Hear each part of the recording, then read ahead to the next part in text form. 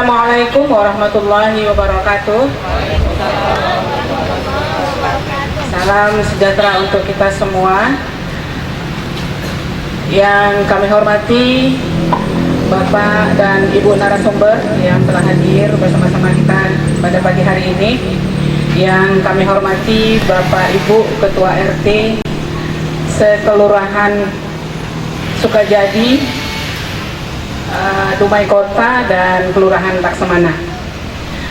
Pertama-tama marilah kita memanjatkan puji dan syukur kehadirat Allah Subhanahu wa Ta'ala, karena atas limpahan rahmat dan hidayahnya jualah maka pada pagi hari yang berbahagia ini kita diberikan kesehatan dan bisa melangkahkan kaki ke ruangan ini dalam rangka agenda kita, agenda rutin tahunan kita, rapat kerja Ketua Rukun Tetangga dan Lembaga Pemberdayaan Masyarakat Kelurahan Sekecamatan Dumai Kota, yang mana pada pagi hari ini adalah untuk 3 kelurahan. Semalam kita udah adakan juga untuk 2 kelurahan, Kelurahan Rimba Sekampung dan Kelurahan Bintang. Kemudian salawat beriring salam tak lupa pula kita kirimkan untuk junjungan alam Nabi besar Muhammad SAW dengan mengucapkan Allahumma sholli ala Sayyidina Muhammad wa ala ali Sayyidina Muhammad. Mudah-mudahan dengan selalunya kita bersalawat kepada beliau, insya Allah di yaumil akhir nanti kita mendapatkan syafaatnya. Amin ya rabbal alamin. Bapak Ibu RT dan Ketua LPMK yang kami hormati, pertama-tama kami mengucapkan selamat kepada Bapak Ibu RT baik yang lama yang terpilih kembali dan terutama kepada Bapak Ibu RT yang baru terpilih pada periode untuk 2020-2023 ini. Ketahuilah bahwa Bapak Ibu RT yang terpilih ini adalah orang-orang pilihan di lingkungannya masing-masing yang dipercayakan oleh masyarakatnya untuk menjadi perpanjangan tangan dari masyarakat di dalam mendapatkan pelayanan terbaik bagi apa-apa yang masyarakat butuhkan. Kami yakin dan percaya Bapak Ibu RT adalah orang-orang yang memang ikhlas, yang memang telah berniat sebelum mencalonkan diri untuk menjadi orang yang bisa mengabdikan waktu, mengabdikan diri untuk kebersamaan di tengah masyarakatnya masing-masing. Dan kami juga yakin dan percaya Bapak Ibu RT juga bisa menjadi garda terdepan di pemerintahan kecamatan ini untuk RT-nya masing-masing. Insya Allah kita nanti bisa bekerja sama dengan baik. Bapak Ibu RT juga bisa menjadi mitra yang benar-benar dapat menjalankan amanah yang telah diberikan oleh masyarakat. Pada pagi hari ini jadwal kita insya Allah tidak jauh dari yang telah kita agendakan. Telah hadir bersama-sama dengan kita 2 orang narasumber. Mungkin bagi Bapak RT yang lama ya udah kenal baik ini dengan narasumber kita, karena setiap tahun kami selalu menghadirkan. Kenapa kami hadirkan? Karena memang narasumber ini adalah 2 narasumber yang di dalam pelaksanaan tugas Bapak Ibu RT selalu bersinggungan dengan beliau. Jadi Ibu Murni Asmita dari Dinas Sosial Kota Dumai. Mungkin kami akan memberikan waktu dan kesempatan kepada Bapak Rama dari Dinas Kependudukan dan Pencatatan Sipil. Namun untuk sebelum beliau memberikan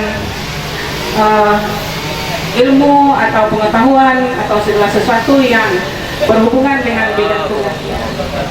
Pertama-tama marilah sama-sama kita memanjatkan puji dan syukur kehadirat Allah yang Maha Kuasa yang telah kita memberikan kepada kita kesehatan dan kesempatan untuk berhadir dalam rangka acara rapat kerja RT Sekecamatan Dumai Kota, begitu juga dengan rapat kerja LPMK tahun 2020. Ya, mudah-mudahan ini membawa barokah buat kita semua, apalagi khususnya kepada Bapak dan Ibu RT yang baru dilantik, baik yang lama maupun yang baru. Karena dasar pemilihan RT ini tentunya dipilih masyarakat karena memang kita punya jiwa sosial, punya jiwa yang bersih. Kalau tidak demikian, beberapa hal Dan hampir setiap tahun kita memberikan sosialisasi kepada Bapak dan Ibu RT, apalagi khususnya Kecamatan Dumai Kota.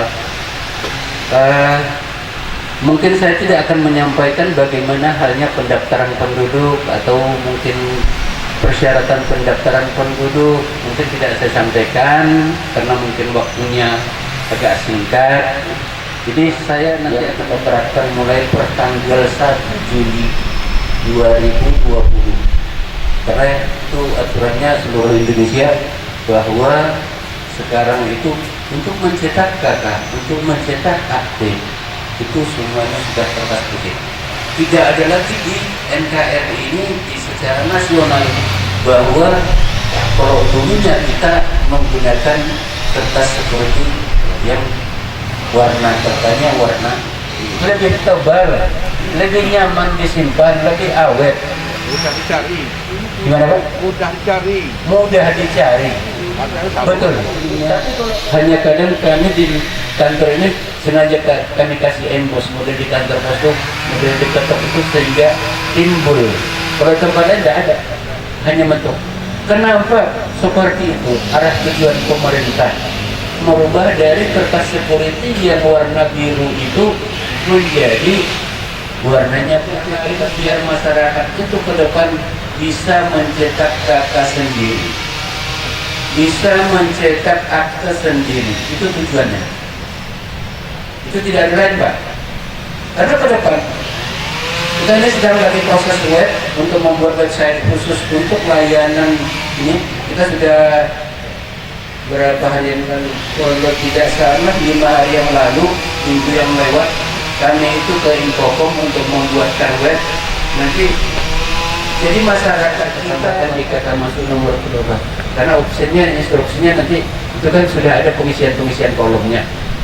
Jadi tidak payah lagi mereka yang tidak berkesempatan datang ke dinas kependudukan, sudah bisa prosesnya di rumah. Ini nanti tinggal memverifikasinya, dan masyarakat nanti akan bisa mencetak kakaknya sendiri di rumah asal ada printer, atau bisa juga cetak kakaknya di wartel atau di mana yang terdekat. Tapi kalau juga memang tidak bisa atau juga masih bingung, bisa juga langsung ke dinas kependudukan, bisa bertanya di sana bagaimana nanti prosesnya. Tapi untuk sekarang ini kami masih proses membuat webnya dulu. Ya. Itu mungkin hal yang mendasar daripada kakak. Begitu juga dengan akte.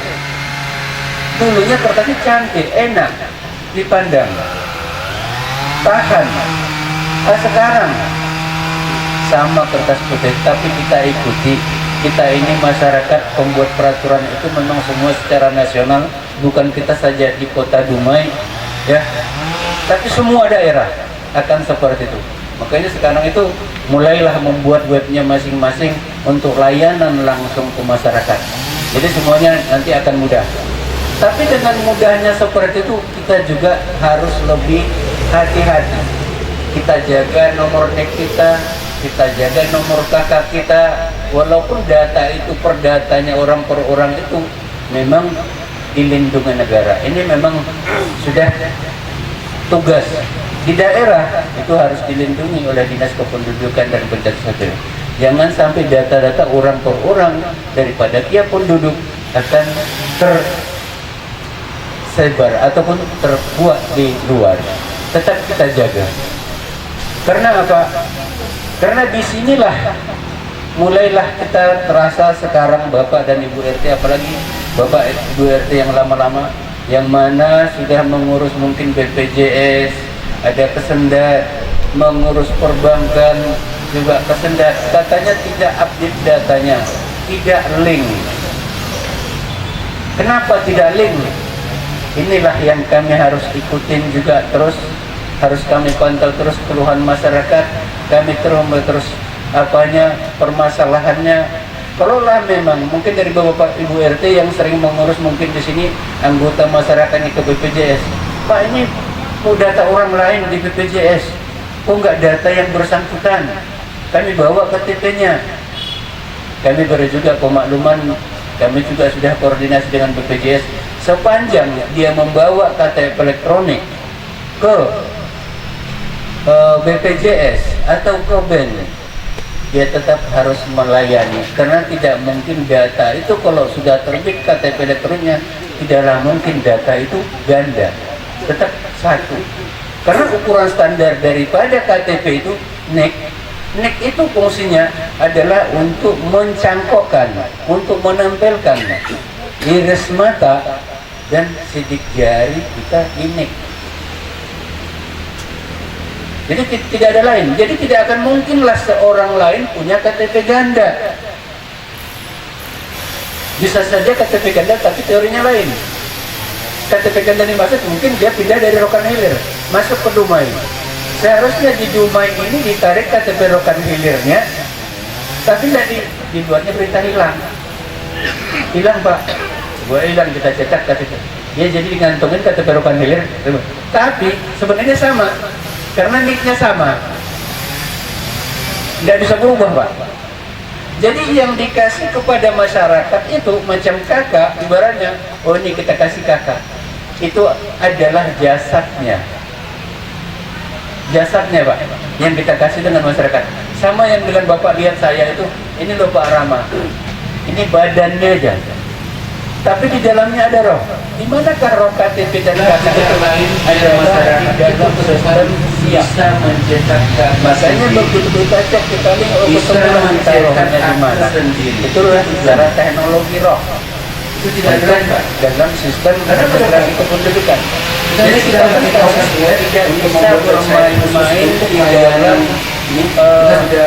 untuk mendaftar, katanya di sana tidak saya bisa tembak kakak, bisa tembak kasih tidak ada yang bolehnya ada di sistem. Jadi masalah tidak usah dipercaya kalau itu bisa buat Pak, tidaklah mungkin. Tetap NIK itu mengacu untuk mencangkukkan. Makanya ketika orang dua kali terjadilah dia duplikat record namanya. Berarti rekam kedua kali. Yang mana yang dipakai? Yang dipakai adalah rekam pertama. Tapi terkadang kendalanya, permasalahannya kita di lapangan ini ada dulu pendaftaran penduduk yang mungkin karena dia tidak berkesempatan, tidak sempat mengurus, diminta bantulah dengan teman atau tetangga atau siapa saja, pergi ke kantor kelurahan dan kecamatan, diantrilah oleh operator kecamatan, tidak mengikuti pula tanggal dan bulan tahun lahirnya NIK-nya, sementara sudah rekam EKTP. Ini banyak yang datang ke kantor nih Pak. Pak bagaimana Pak, biasanya NIK itu kan mengikuti tanggal bulan tahun lahir. Ini tidak Pak. Kami mohon maaf, kami memang belum bisa menjembatani atau memfasilitasi, meluruskannya sesuai kebutuhan yang bersangkutan untuk mengikuti petunjuk sesuai tanggal lahir, bulan dan tahun lahirnya. Jadi kalau sudah rekamnya, apanya datanya salah di tanggal, terlanjur rekam, kita ikutilah yang salah. Kami tidak berani rombak Pak, karena untuk menghapus biometriknya itu sendiri kita susah, bahkan tidak diakomodir. Jadi setelah kami konsultasi dengan Kementerian Dalam Negeri, pakai data yang lama. Yang penting kalau memang salah di NIK-nya tidak mengikuti tanggal bulan tahun lahir, kan ada petunjuknya di bawah Pak. Kalau umpamanya itu seharusnya umpamanya dia lahirnya tanggal 12 bulan 12 2020 umpamanya, tapi di apanya yang seharusnya tanggal 15 bulan 12 itu cukup kita merombak di tanggal lahir saja, tapi NIK-nya sendiri tidak akan bisa diubah, tidak bisa dirubah Ibu. Jadi mungkin mana tahu ada ketemu kasus-kasus seperti itu oleh masyarakat. Kemudian saya bermasalah, tidak akan bermasalah nanti kita masukkan namanya dikonsolidasi data nasional. Kita akan update, maka akan berlaku. Kita masukkan lagi namanya di sistem DWH Indonesia, biar dia datanya teraktivasi. Jadi masyarakat itu ya terkadang dia tidak paham, awam, tidak mengerti. Jadi Bapak dan Ibu RT, kami juga mengharapkan dari Sekomunikasi untuk bisa menjelaskan hal-hal seperti ini. Kemudian Masalah kembali lagi ke ini, ke kakak. Kalau kakak seperti ini di kantor, kami kan hanya memproses, Ibu. Dulunya tanda tangannya Pak Kepala Dinas. Sekarang sudah sistemnya barcode. Inilah istilah Dinas Kependudukan atau istilah nasionalnya TTE. Maksudnya tanda tangan elektronik. Sebenarnya barcode di sini bukanlah tanda tangan kepala dinas isinya. Bukan. Ini adalah elemen data seluruh penduduk yang ada di KK ini. Kalau kita masukkan di HP kita QR scanner, lalu kita scan ininya, barcode-nya. Ini kalau 5 penduduknya di dalam ini 5 dia Pak, namanya keluar. Kalau dia 3, ya 3. Jadi kalau memang tidak bisa kita scan pakai QR scanner, berarti mungkin apa itu tidak benar, katanya tidak benar. Jadi kemudian di sini dokumen ini telah ditandatangani secara menggunakan sertifikat elektronik. Jadi kami di kantor nih, kalau di zaman dulu, Pak, kok Pak ya sekarang mengurus kakak ini katanya. Tidaklah Pak ya, kami kan sudah proses Bapak Ibu, kami juga. Emang itu sudah proses. Hanya Bapak nunggu TTE. Apa itu TTE itu? Tanda tangan elektronik. Kami juga tidak akan lepas hutang dengan Bapak sebelum TTE-nya terbit, sebelum kami print, tidak lepas hutang kami dengan Bapak Ibu ini. Tetap. Kami merasa berhutang kalau kami belum memberikan ini hasil printout-nya sesuai yang Bapak minta, belum kami beri dengan Bapak. Kami juga merasa terhutang. Ya sama-sama kita nunggu, Bapak nunggu, kami juga nunggu. Tidak ada bedanya, hanya karena menunggu ini. Kalau jaringannya lambat, kami juga terbuka, jangan mungkin di Dinas Kependudukan itu, Pak, kok dilambatkan Pak? Tidak. Kami akan beri petunjuk Pak, oh ini kalau dia warnanya nanti sudah hijau, ini baru bisa kita cetak. Tapi kalau warnanya merah, sama-sama ya kita tunggu ya Pak ya. Saya ada keperluan, silahkan. Pergilah dulu urus yang lain, kalau mungkin Bapak lepas siang berkesempatan datang ke kantor, dia datang, kami akan siapkan. Kalau tidak, terserah kesempatan Bapak. Yang jelas, apa yang Bapak mintakan, dokumen kependudukannya, kita sudah proses. Nah, kemudian di dalam hal masalah NIK, masalah update NIK tadi, semua layanan itu sekarang terintegrasi dengan NIK, terintegrasi dengan KK kita, dokumen kependudukan kita. Makanya kita di dalam memberikan data kepada Dinas Kependudukan itu hendaknya data yang benar-benar berkualitas. Dalam artian yang berkualitas itu data-data yang benar-benar real, data nyata. Jangan kita tukar bapak, nama bapak ibunya, yang kalau memang bapak ibunya bukan itu, jangan. Yang jelas kita laporkan sesuai yang kita tahu, sesuai kebenaran data. Maka semakin bagus data yang diberikan oleh masyarakat kepada kecamatan, Dinas Kependudukan tentang masalah kependudukan ini Pak, maka kami pun Dinas Kependudukan akan semakin bagus memberikan data terhadap lintas sektor, baik di perbankan, baik di PBS, semua terupdate. Jadi kuncinya di masyarakat. Ibaratnya kalau memang sampah yang diberi, sampah yang keluar. Tapi kalau berinya barang yang bagus, barang bagus yang besok yang kita dapatkan. Makanya nanti kita terus terangan sendiri di dalam melaporkan, jangan kita umpamanya berkelit mengkelabui, biar tertembusi, biar dapat kita memberikan keterangan yang tidak benar, ya jangan. Karena nanti apa yang kita berikan tuh mantul lagi kepada orang yang bersangkutan. Sama aja Pak, kita ibarat berdoa, kalau kita berdoa yang bagus untuk orang lain, doanya mantul lagi kepada si pendoa. Kalau doa si pendoa itu bagus, maka mantulnya lagi doa itu bagus. Seperti itulah ibaratnya di dalam sistem apapun, di dalam pelaksanaan administrasi kependudukan. Kemudian khususnya di dalam bantuan-bantuan sosial nanti akan dijelaskan oleh dari Ibu dari Dinas Sosial yang di sebelah saya akan dijelaskan nanti. Data yang di Dinas Sosial semua juga harus berkoordinasi dengan Dinas Kependudukan.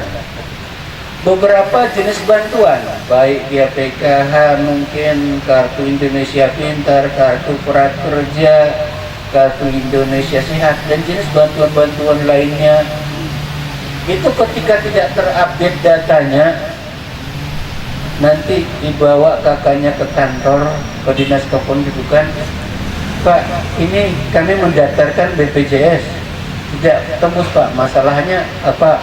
Nanti Bapak terangkan, karena Bapak kan udah ke BPJS.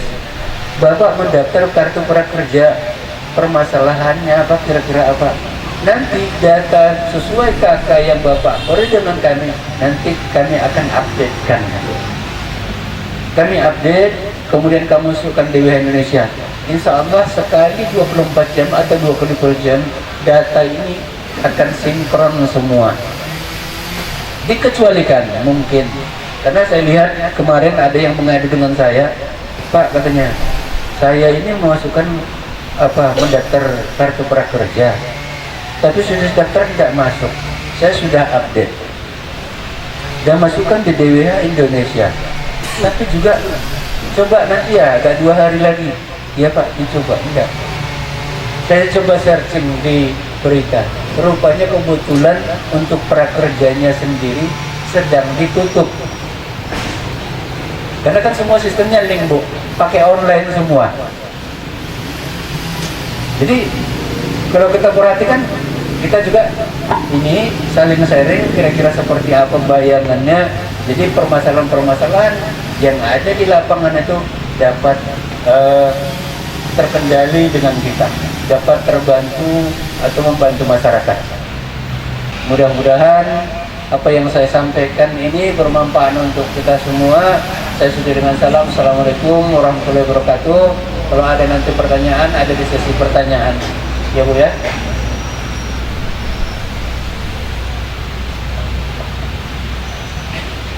Alhamdulillah sudah selesai satu materi kita dari Bapak Rama Ikhwan. Silakan Bapak Ibu tulis kira-kira apa yang perlu ditanyakan untuk Pak Rama nanti, bisa sesi tanya jawab, bisa kita berikan waktu dan kesempatan. Selanjutnya narasumber kita yang kedua dari Dinas Sosial Kota Dumai. Sebagaimana narasumber yang pertama, kami juga akan memperkenalkan biodata dari narasumber kita, karena kembali lagi tak kenal maka tak sayang ya Bapak Ibu ya. Berikut adalah biodata narasumber yang kedua kita. Nama beliau Ibu Murni Asmita, Esos MSI, pangkat golongan penata tingkat 1 3D, tempat dan tanggal lahir Pekanbaru 26 Agustus tahun 1979. Riwayat pendidikan SD Negeri Pekanbaru, terus SMP Negeri Dumai, SMA Negeri 2 Dumai, S1 beliau tamatkan FISIP USU Medan, kemudian S2-nya di FISIP Unri Pekanbaru. Insya Allah materi yang akan beliau sampaikan juga merupakan materi yang akan bersinggungan langsung dengan Bapak Ibu RT di dalam menjalankan tugas nanti. Mudah-mudahan apa yang beliau sampaikan nanti dapat mempermudah tugas dan pekerjaan dari Bapak Ibu RT. Untuk selanjutnya kepada Ibu Murni kami persilakan. Bismillahirrahmanirrahim. Assalamualaikum warahmatullahi wabarakatuh. Selamat pagi dan salam sejahtera bagi kita semua. Saya melihat semangat ya dari bapak-bapak ibu-ibu RT yang baru-baru terpilih. Masih semangat Pak. Tadi kita dapat materi panjang dari Dinas Kependudukan dan Catatan Sipil, dan sebentar lagi akan saya kupas juga dari Dinas Sosial. Selanjutnya Alhamdulillah, puji dan syukur kehadirat Allah Subhanahu wa Ta'ala atas limpahan rahmat dan karunia-Nya kepada kita semua, sehingga pada hari ini kita berkesempatan dipertemukan dalam rangka acara rapat kerja rukun tetangga dan lembaga pemberdayaan masyarakat untuk Kelurahan Sukajadi, Dumai Kota dan Laksmana. Karena ini hari kedua ya Pak. Hari kemarin itu untuk Kelurahan Rimbas Kampung dan Bintan ya Bu. Allahumma Muhammad wa ala ali Muhammad. Mudah-mudahan dengan senantiasa berselawat kepada beliau kelak di akhirat kelak kita mendapat syafaat. Yang saya hormati Bapak Camat Dumai Kota yang dalam hal ini diwakili oleh Ibu Kasih Pemerintahan Bu Esmi, kemudian Pak Rama dari Kabid Kependudukan Dinas Kependudukan dan Catatan Sipil, selanjutnya Ketua LPMK yang berhadir hari ini, Ketua RT yang hari ini terpilih ya, adalah orang pilihan karena sudah dipilih oleh masyarakat untuk mewakili aspirasinya. Pilih adalah orang-orang yang amanah yang nanti akan bekerja sama dengan pemerintah untuk meningkatkan kesejahteraan masyarakat. Baiklah, sebelum kita saya buka sedikit dengan pantun karena kita di daerah Melayu. Kemarin ya Bu udah disiapkan pantun tapi saya lupa karena lihat bapak-bapak RT semangat kan. Jadi hari ini masih ingat nih pantun indah dalam gaun brokat. Anugerah hari ini kita dapat dipertemukan untuk berbagi ilmu dan share ilmu pengetahuan. Baiklah Bapak Ibu, mudah-mudahan dengan pantun tadi kita kembali semangat ya. Sebelumnya ini Dinas Kependudukan dan Dinas Sosial ini tidak lepas dari masyarakat. Sasaran kerja kita adalah masyarakat, dan kebetulan Kepala Dinas hari ini ada agenda penting. Tugasnya ini tadi sudah saya sampaikan juga, sasarannya masyarakat. Itu tugas pokok dan fungsi. Dinas Sosial itu perpanjangan tangan pemerintah, dalam hal ini kepala daerah, untuk memberikan pelayanan kepada masyarakat. Dalam rangka apa? Dalam rangka memenuhi kebutuhan layanan dasar masyarakat. Kebutuhan layanan dasar ya Pak, mungkin kita sama-sama tahu kebutuhan layanan dasar itu adalah kebutuhan pokok. Kita tahu ya, 3 kebutuhan pokok kita, yaitu kebutuhan pangan, sandang, dan papan.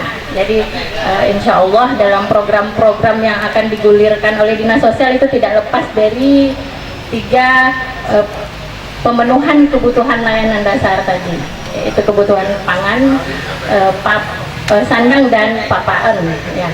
Kalau pangan berarti sudah terpenuhi kebutuhan makannya. Nah, kemudian sandang pakaiannya, dan papan tempat tinggal. Nah, untuk mengupas lebih lanjut, itu Dinas Sosial kalau diibaratkan itu sebuah rumah ya, sebuah rumah ada atapnya dan ada dinding dan lantai. Nah, penyangga dari Dinas Sosial itu dan roh dari Dinas Sosial itu adalah data kesejahteraan sosial, DTKS. Kenapa saya katakan begitu? Data terpadu kesejahteraan sosial itu adalah acuan dari segala bantuan-bantuan tadi. Jadi image tadi bantuan, nah dasarnya, acuannya, pedomannya itu adalah data DTKS. Apa itu DTKS Pak? Iya benar. Nah, untuk mengupasnya itu dulu seiring perkembangan zaman itu dulu namanya basis data terpadu ya. Jadi pengalaman saya juga pernah bekerja di Kelurahan Bumi Ayu, alhamdulillah juga sebagai kasih kesos. Jadi tak lepas ya Bu Pak dari masyarakat juga, sosial juga. Nah, itu dulu namanya basis data terpadu ya, di-upgrade di 2011 kalau tak salah saya kemarin. Kemudian seiring perkembangan dia mungkin dilengkapi secara sistem dan terintegrasi dalam data terpadu kesejahteraan sosial. Untuk selanjutnya kita akan bahas apa itu definisi programnya, apa penjelasannya, persentasenya, atribut dan sebagainya. Dan yang terakhir yang paling penting itu adalah mekanisme pemutakhiran DTKS seperti apa, prosedurnya seperti apa, syaratnya seperti apa. Baik, Mas lanjut. Jadi DTKS tadi saya katakan acuan ya Pak. Nah, intinya adalah itu adalah sebuah informasi. Di dalam data DTKS itu ada informasi kehidupan sosial ekonomi masyarakat, ekonomi rumah tangga. Apakah dia dikategorikan miskin atau kurang mampu? Yang di dalamnya itu terdapat nama lengkap dan alamat. Nah, alamat di sini Bapak Ibu itu adalah alamat yang terdaftar di dalam KK. Nah, koneksinya lagi dengan catatan sipil seperti yang disampaikan oleh Pak Rama tadi. Apapun jenis bantuan itu koneksinya dengan KK, alamat yang terdaftar di KK dan juga NIK. Jadi banyak kendala di lapangan, banyak kasus yang sudah terjadi. Kadang-kadang KK dan NIK-nya tidak terdaftar. Apa masalahnya? Jadi nanti akan berpengaruh pada penerima bantuan dan juga dalam data, penginputan data. Kemudian data ini digunakan untuk 2 program ya Pak. Jadi di dinas sosial itu kalau diibaratkan rumah tadi dia ada 2 kamar. Jadi kamar yang pertama itu bidang RPJS, rehabilitasi dan perlindungan jaminan sosial ya Pak. Kemudian kamar yang kedua itu pemberdayaan sosial dan pengentasan kemiskinan. Nah, kebetulan saya berada di bawah bidang pemberdayaan sosial dan pengentasan kemiskinan. Mungkin lebih fokusnya ke situ ya Pak. Dan selanjutnya data ini, DTKS ini adalah komplementaritas, artinya dia melengkapi, artinya dia acuan. Nah, ini dia intinya. Saya katakan tadi rohnya dinas sosial di DTKS, yaitu tadi karena dia dasarnya tanpa ada DTKS tidak ada program dinas sosial gitu. Jadi penerima bantuan yang ada di dinas sosial harus masuk dulu dalam data terpadu kesejahteraan sosial. Oke Pak, kita lanjutkan. Nah, jadi tadi program bantuan tadi, jadi tidak meleset juga Pak. Kalau image dinas sosial itu bantuan, memang iya sebenarnya, karena ada 2 program tadi, yaitu bansos dan perlindungan sosial. Yang bansos tadi itu ada 2 program. Pertama PKH, mungkin bapak-bapak ibu-ibu RT yang lama itu tidak asing lagi ya Pak, PKH, program keluarga harapan. Nah, ini yang berbasis keluarga, artinya kalau sudah terdaftar 1 otomatis include dalam yang terdaftar di KK itu akan masuk ya secara otomatis. Kemudian bansos tunai, artinya bantuan sosial pangan tunai. Nah, ini sebenarnya sudah berubah nama ya Pak. Dari awalnya waktu di 2009 saya di Kelurahan Bumiayu sebagai Kasih Kesos, juga tak lepas dari ini.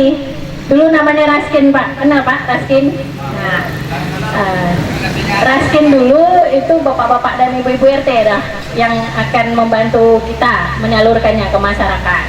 Nah, berubah lagi menjadi Ranstra karena katanya image miskin itu nggak akan lepas. Berubahlah namanya menjadi Ranstra, beras sejahtera, supaya sejahtera, kan begitu.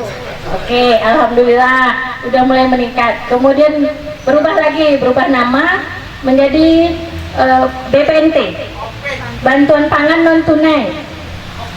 Ya, artinya tidak melalui apa ya namanya langsung gitu, melalui elektronik karena non tunai ya Pak. Nah, jadi kemudian berubah nama menjadi sembako dan terakhir itu adalah bantuan sosial pangan. Bantuan sosial pangan itu juga beras ya, tapi lebih lengkap dalam kategori sembako. Jadi beras beserta atribut belakangnya. Jadi untuk memenuhi kebutuhan layanan dasar kita kan tidak cuma perlu beras Pak, perlu lauk pauk juga. Jadi itu juga ada telur, pemenuhan kebutuhan gizi ya, nabati, hewani, ikan, daging, ayam, termasuk tahu, tempe dan sayur. Itu yang ikut dalam program BSP. Jadi pernah Bapak lihat kartu warna merah putih? Itu kartu keluarga sejahtera namanya. Nah, itu adalah identitas bagi penerima BSP tadi. Nah, penerima BSP. Jadi yang penerima BSP nanti akan menerima kartu KKS dan akan dapat dicairkan istilahnya, karena kan bekerja sama dengan mitra kerja kita juga dengan Himbarat, yaitu pihak bank BRI dan BNI. Untuk Kota Dumai kita bekerja sama dengan BRI, dengan unit BRI linknya. Jadi mereka akan menunjuk warung tempat pencairan tadi kartu KKS-nya. Nah, itu total uangnya kita bisa ambil 200.000 Pak ya, tapi tidak berbentuk uang sembako tadi, yang 9 tadi, beras dan atribut di belakangnya, lauk pauk dan sebagainya yang ditentukan dalam program sembako. Jadi kasus di lapangan Pak, ada warung yang mungkin bisa dikatakan nakal begitu ya, karena mereka mencairkan uang. Kasihan Bu, udah janda, nggak punya uang untuk dipegang, akhirnya saya kasih aja. Sebenarnya itu salah, karena tujuan pemerintah mengadakan BSP tadi, bantuan sosial pangan tadi, agar pemenuhan kebutuhan layanan dasar tercapai. Jadi tanpa punya uang sekalipun, hanya dengan kartu KKS tadi kita bisa ke warung menukarkan dengan beras, kemudian lauk pauknya ya, apa yang kita bisa ambil di sana, telur, daging, ikan dan sebagainya, kita sudah bisa makan di rumah. Jadi tidak ada lagi yang tidak terpenuhi kebutuhan pokoknya, kan begitu. Nah, jadi harapan saya melalui Bapak-Bapak RT nanti dapat bekerja sama ya Pak. Jadi ada juga perpanjangan tangan kita di masyarakat, itu namanya PSM. Mungkin Bapak-Bapak Ibu-Ibu kenal PSM ya, pekerja sosial masyarakat. Ini mereka adalah relawan kita dari Dinas Sosial, perpanjangan tangan kita juga dari Dinas Sosial untuk mendata secara langsung masyarakat yang dikategorikan layak menerima bantuan. Juga tidak terlepas dari koordinasi dengan Bapak Ibu RT, karena yang tahu masyarakat, yang tahu warga adalah Bapak Ibu RT semua, kan begitu. Nah, jadi mungkin nanti kerjasamalah kita melalui PSM juga, Bapak Ibu RT juga, untuk sama-sama mendata masyarakat kita yang seperti apa sih yang sebenarnya layak, sehingga tidak ada lagi kesalahan data, tidak ada lagi yang berbondong-bondong ke Dinas Sosial komplain, Pak, Bu, saya tidak dapat bantuan, kenapa? Tak didata sama RT Pak. Kenapa? Saya sebagai aparatur di Dinas Sosial juga tidak bisa berperan apa-apa tanpa bantuan dari Bapak Ibu RT. Saya tidak bisa mendaftarkan langsung. Kenapa? Itu tadi DTKS. Prosedurnya, nah bagaimana prosedurnya? Ya, ini ada prosedurnya ya. Nah, sebelumnya kita masuk dulu ke rumahnya. Yang rumah tadi Mas. Ya, ke rumahnya DTKS.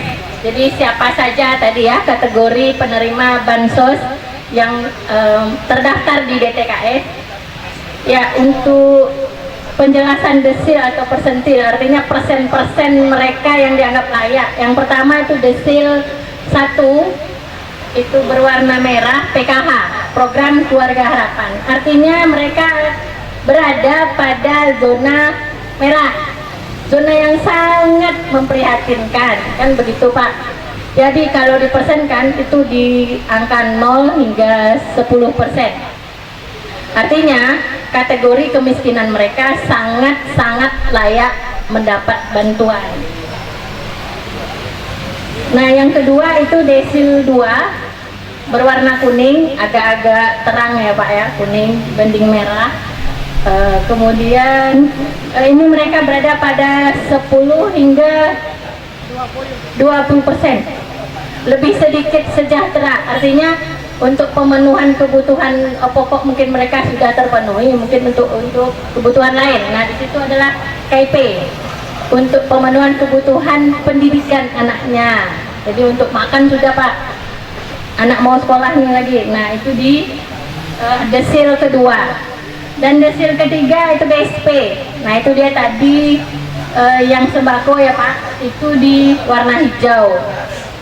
Berarti mereka penerima BSP ini dianggap sudah hampir sejahtera ya Pak, sudah hijau ya.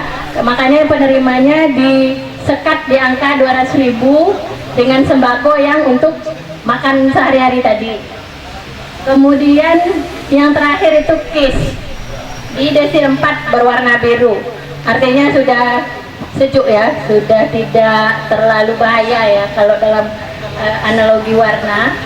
Nah, ini mereka di angka 30 hingga 40%, artinya mereka sudah lebih sejahtera dibanding hijau, kuning, dan merah tadi.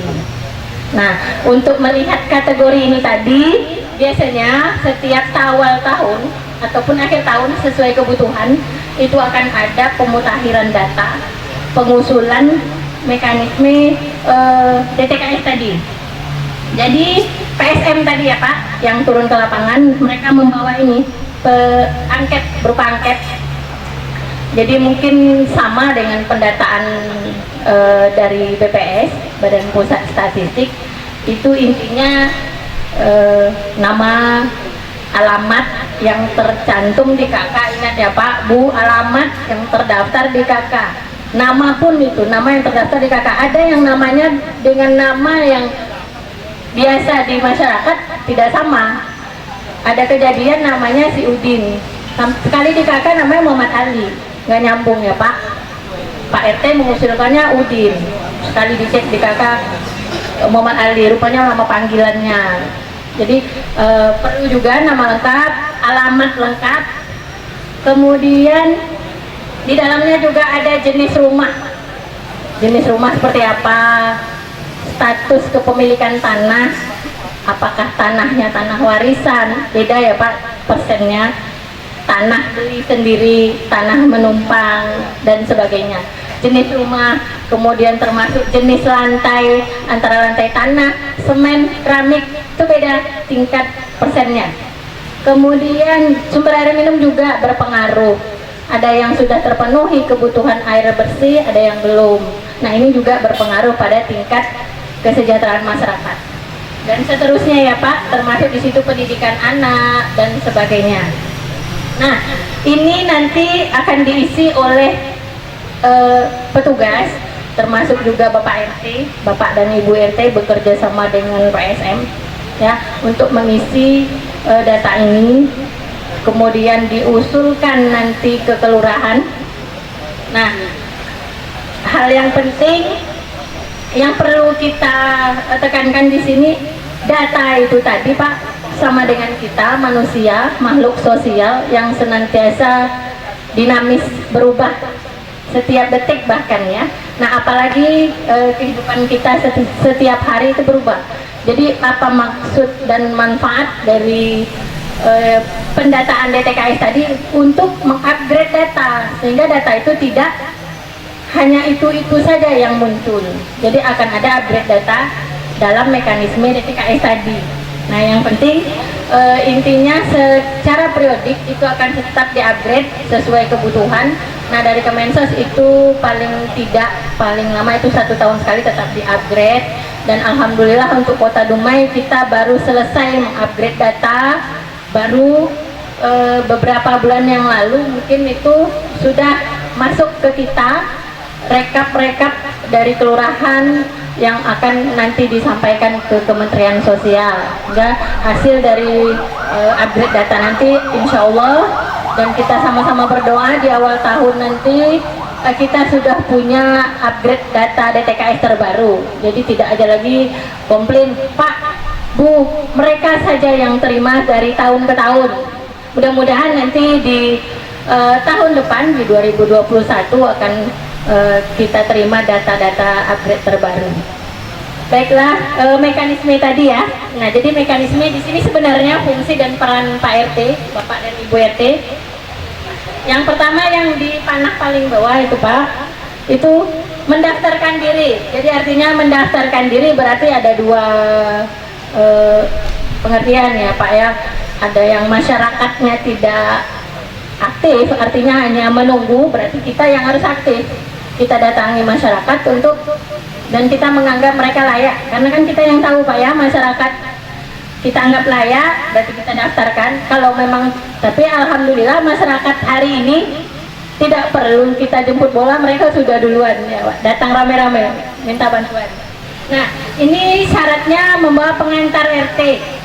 Nah, itu tadi perannya Pak RT dan Bu RT.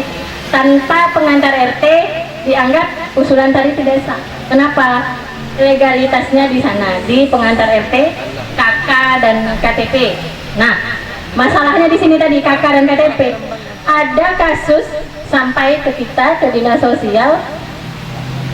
Saya Bu bertahun dah tinggal di Dumai. Dari nenek-nenek saya dulu dari Dumai. Cuman tak pernah dapat bantuan. Saya cek data. Ternyata kakaknya Bu masih kakak sana Sumbar, kakak Bagan, masih dekat ya, masih Provinsi Riau. Ada yang kakak Jawa. Aduh, sangat miris. Taunya bantuan, tapi kewajiban sebagai masyarakat Kota Dumai sendiri, mereka tidak sadar. Identitas tuh Pak, Bu. Nah, jadi saya himbau Bapak Ibu RT, inilah peran kita kepada masyarakat. Mari sama-sama kita ajak masyarakat kita untuk peduli administrasi kependudukan, karena seperti yang disampaikan oleh Bapak Rama dari Dinas Kependudukan tadi, intinya semua kakak, tanpa kakak dan nik ya, itu tidak akan terdaftar. Karena apa? Nah, itu balik lagi karena perkembangan zaman, kita ingin memperbaiki data dan akan diintegrasikan dengan sistem.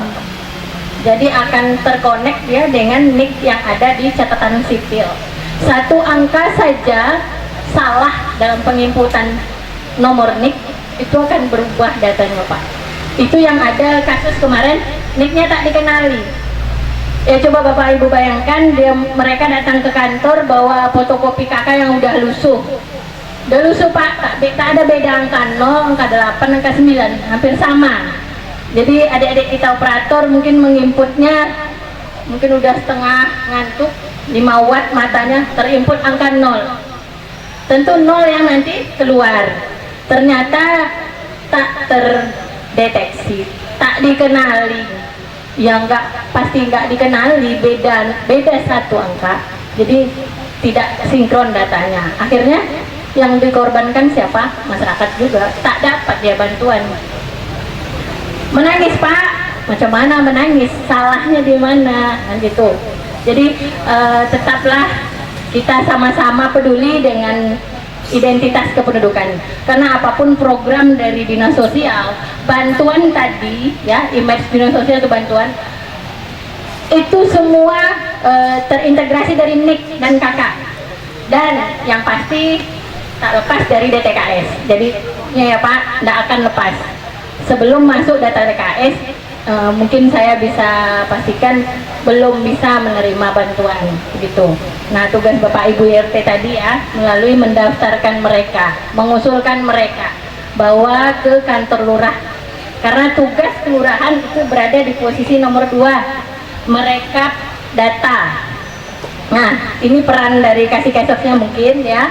Karena kasih keses yang langsung secara teknis memahami perekapan data, kemudian dilanjutkan dengan musyawarah kelurahan. Ini yang paling penting Pak, direkap saja, disimpan di laci, nggak dimusyawarahkan, nggak sampai ke kita Pak, ke dinas sosial. Kita tunggu juga mana ini upgrade data. Masyarakat sudah ramai, kenapa saya tak masuk, tapi dari kelurahannya tidak menyampaikan, tidak melakukan musyawarah, tetap juga tidak sampai. Nah, jadi inti dari musyawarah kelurahannya tadi itu melegalkan usulan kita, karena di sini ada format berita acaranya ditandatangani bersama oleh lurah, LPMK dan RT. Nah, itu nanti yang akan disampaikan ke dinas sosial. Jadi Bapak Ibu kalau yang data masyarakatnya belum, masih banyak ya yang belum terdata, desa itu Pak Lurah kita buat muskel Pak, karena syaratnya itu muskel berita acara. Nah begitu berita acara sampai di kita, mudah-mudahan ya Pak, kita tidak akan tunggu lama-lama, akan kita validasi dan verifikasi. Nah tugas dinas sosial itu berada di poin ketiga, itu memvalidasi dan verifikasi. Artinya kita cross check. Jadi usulan Bapak tak kita terima bulat-bulat juga, tetap kita validasi dan verifikasi. Jadi kita istilahnya belajar dari pengalaman ya Pak. Ada yang mengusulkan, tetapi mungkin tak bapak-bapak RT di sini ya, di sana saudara marahnya yang masuk semua. Mudah-mudahan di sini tak ada ya Pak. Jadi keluhan masyarakat di situ. Kalau saudara baru dia miskin dia kata mana pula tu. Itu tak masalah Pak. Kalau miskin itu sebenarnya yang kita cari. Sekarang masalahnya ketika di cross check lapangan, itu mereka tidak diketemui dalam angket tadi, lantainya semen. Nah ternyata di lapangan punya gedong, mas sewa Bu kata dia. Kemudian ada yang bilang kemarin tak ada Honda Pak Bu, sekarang dah beli mobil belakang. Itu macam mana? Nah jadi ini sekarang tugas kita bersama membenahi data. Jadi Bapak adalah Bapak Ibu RT adalah ujung tombak. Tanpa Bapak Ibu RT kita di dinas sosial tidak ada apa-apanya. Kenapa? Kita hanya merekap data, kita ada di belakang layar komputer, masuk data, input, kita input, itulah yang keluar. Jadi mungkin kita saling bekerja samalah nanti ke depan, sehingga ada jalur komunikasi yang terjalin antara dinas sosial dengan program-programnya yang akan nanti bapak-bapak ibu sampaikan kepada masyarakat. Jadi ada masyarakat yang tidak tahu akan menjadi tahu, gitu. Jadi ada Pak kasus juga bapak ini, ibu ini sehari-harinya mencuci saja kerjanya, ya buruh cuci ya Pak Bu, mencuci di rumah. Kapan dia mau mendengar berita ini, bantuan ini dan segala macam. Dan dia juga tidak sempat main ke rumah Pak RT karena pulangnya udah malam, tak terdata dia. Begitu ke tetangga dapat bantuan, nangis datang ke dinas sosial, Bu saya nih nyuci Bu, dapatnya cuma berapa? Tetangga saya tuh Bu, alhamdulillah kehidupannya kalau saya nilai ini lebih daripada saya. Jadi mungkin itu ya Bu ya, sama-sama lah kita memantau, menjemput bola siapa saja sih yang berhak dan layak. Jadi tidak dilihat dinas sosial itu, oh dinas sosial ini tidak ada peran. Bagaimana kita berperan kalau ujung tombaknya tidak membantu? Jadi sama-sama membantu kita. Siapa? Bu? Oke. Nah, selanjutnya data tadi yang sudah kita validasi akan kita SK-kan. Jadi tidak gelondongan gitu ya Pak. Di SK-kan secara resmi dengan SK Wali Kota. Baru dia sah sebagai usulan data DTKS dan akan diusulkan di Kemensos. Nah, alhamdulillah kita sudah sampai di tahap itu dan tinggal menunggu saja beberapa hari lagi ya, bulan Januari sampai, ya mudah-mudahan akan muncul data baru ya. Jadi untuk semangat kinerja juga untuk Bapak Ibu RT yang baru, ini data baru, semangat ya Pak. Oke, selanjutnya mungkin informasi kepada Bapak Ibu. Jadi untuk kita mengecek siapa warga kita yang terdaftar di DTKS, kita sudah terkonek dengan link ya, ada linknya Pak, itu ada dtks.kemensos.go.id melalui HP Android di tangan. Tengah malam juga bisa cek online 24 jam ya Pak, cek Bansos dan Kemensos. Nah ini pembekalannya sudah ada di Kasih Kesos. Jadi mungkin kalau Bapak Ibu kurang paham nanti bisa bertanya ke Kasih Kesos di kelurahan Bu, di kelurahannya Pak ya. Kemudian selanjutnya jumlah data DTKS ini penting mungkin sedikit. Jumlah data DTKS yang sudah terekap di Dinas Sosial untuk Kecamatan Dumai Kota, untuk Dumai Kota, Laksmana, Bintan, Sukajadi dan Limbas Kampung itu berjumlah total 2.225 KK. rumah tangga. Ya Pak Bu. Nah, satu lagi tambahan saya. Nah, ini karena dalam bencana COVID ya. Jadi image saya hanya ingin meluruskan image bansos yang ada di program Kemensos dan Dinsos itu agak sedikit beda dengan COVID Pak Bu. Jadi jangan disamakan. Tadi PKH dan bansos pangan ya, itu yang rutin ada di dinas sosial. COVID tidak. Kenapa? COVID ini bencana. Nah, kebetulan gugus tugas yang pelaksana penanganan dari bencana COVID itu di bawahnya ada dinas sosial. Tidak terlepas dari tupoksi dinas sosial tadi memenuhi kebutuhan layanan dasar. Ketika bencana, otomatis kebutuhan layanan dasar kita pasti akan terkendala. Nah, itulah peran dinas sosial. Oke, bantuan COVID tadi beda ya Pak. Bansos pangan, PKH, KIS, KIP itu rutin di program Dinsos dan Kemensos. Nah, COVID tadi itu insidental, artinya apa? Ya tidak terduga. Nah, inilah dia yang kita alami sekarang. Nah, untuk itu dinas sosial sudah diamanahkan oleh gugus tugas kota ya, yang dikepalai langsung oleh itu Pak Wali Kota ya kan. Nah, melalui dinas sosial tugas kita memberi bantuan sosial COVID. Nah, yang sudah kita bagikan itu 3 gelombang, 2 gelombang ya Pak ya, pendataannya 3 gelombang. Nah, ini untuk memperjelas biar paham di masyarakat. Jadi ada 3 gelombang. Pendataan gelombang pertama, kedua, dan ketiga. Datanya sudah kita input bersama dengan tadi acuannya KK dan NIK. Apabila NIK-nya tidak terdaftar juga tidak akan muncul namanya karena akan terkoneksi dengan link tadi. Kita sudah menggunakan sistem untuk perbaikan data sehingga tujuannya untuk tepat sasaran, tidak lagi salah sasaran. Nah, yang kedua juga sudah kita bagikan Pak ya. Yang pertama tadi dalam bentuk sembako. Karena dinas sosial ini Pak, Bu, memenuhi kebutuhan dasar tadi, diberikanlah sembako. Mana tahu janda tadi sakit, tak bisa bergerak, tak bisa beli, diantarlah sembako ke rumahnya, kan Pak Bu, dalam keadaan bencana ini. Nah, sampailah bisa makan tadi Bapak Ibu yang janda tadi ya kan. Oke, ternyata sampai di lapangan, di masyarakat ada keluhan lagi, sembakonya itu tak bisa layak pakai Bu. Ya, kami akui memang itu ada sebagian karena manusia tidak ada yang sempurna ya Pak. Artinya begini, ketika kita mengadakan sembako, namanya uang negara Pak, itu melalui mekanisme yang panjang. Kita akan mengadakan pengadaan lagi, siapa yang bisa menalanginya untuk kontrak ya, itu kontrak kerja namanya.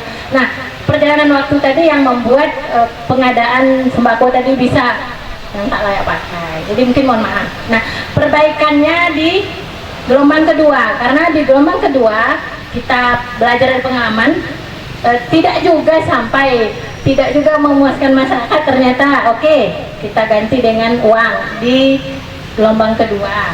Ya, alhamdulillah sudah berapa tahap kita bagikan. Nah, yang pertanyaan terakhir itu gelombang ketiga Pak Bu. Kami dari data, tapi kok tidak turun-turun bantuannya. Nah, ini untuk meluruskan ya. Oh, dimakan dinas sosial? Tidak Pak ya, tidak, insya Allah tidak. Jadi data kita terima, ya, data tetap kita rekap. Hanya saja untuk menyalurkan bantuan, dana dari gugus tugas itu sudah dialihkan karena sudah masa di transisi. Kemarin itu masa sudah PSBB. Udah new normal artinya. Jadi dialihkan ke perbaikan pemulihan ekonomi.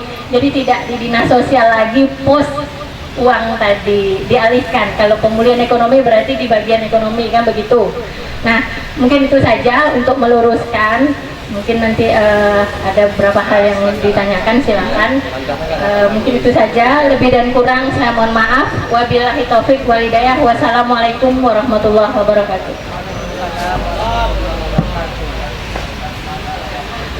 Alhamdulillahirrabbilalamin. Terima kasih Ibu Murni yang sudah memberikan banyak masukan pada kita semua. Kami yakin dan percaya di dalam pelaksanaan raker ini Bapak Ibu RT sudah mendapatkan beberapa poin dari yang sudah disampaikan tadi, dan sebagai flashback dari apa yang telah disampaikan oleh dua narasumber kita, kami akan memberikan waktu sesi tanya jawab. Perkenalkan, nama saya Zulkifli dari RT 16 Sukajadi. Kebetulan rencana kerja di RT saya berkaitan kedua-duanya. Sebab di RT saya banyak mempunyai kakak-kakak yang dari luar RT 16. Rencana dan insya Allah saya akan menukarkan di mana dia tinggal. Umpamanya di RT 16 akan saya gantikan, berarti nanti saya akan bekerja sama dengan Disduk Capil. Itu yang pertama. Yang kedua, permasalahannya nanti akan diselesaikan Disduk Capil. Seperti kita tengok sekarang ini, ingin memiliki KTP harus yang bersangkutan datang. Menurut keadaan COVID sekarang ini, untuk mengurangi keramaian seperti yang dikatakan Pak Rama, karena kami sebagai RT adalah ujung tombak untuk melayani masyarakat, apakah bisa kami langsung yang mendatangi ke menggantikan individu yang meminta KTP? Itu yang pertama. Yang kedua, untuk Ibu Murni, Dinas Sosial. Kemarin saya sudah mendapatkan warga saya, dia mendapatkan bantuan dari warung warung.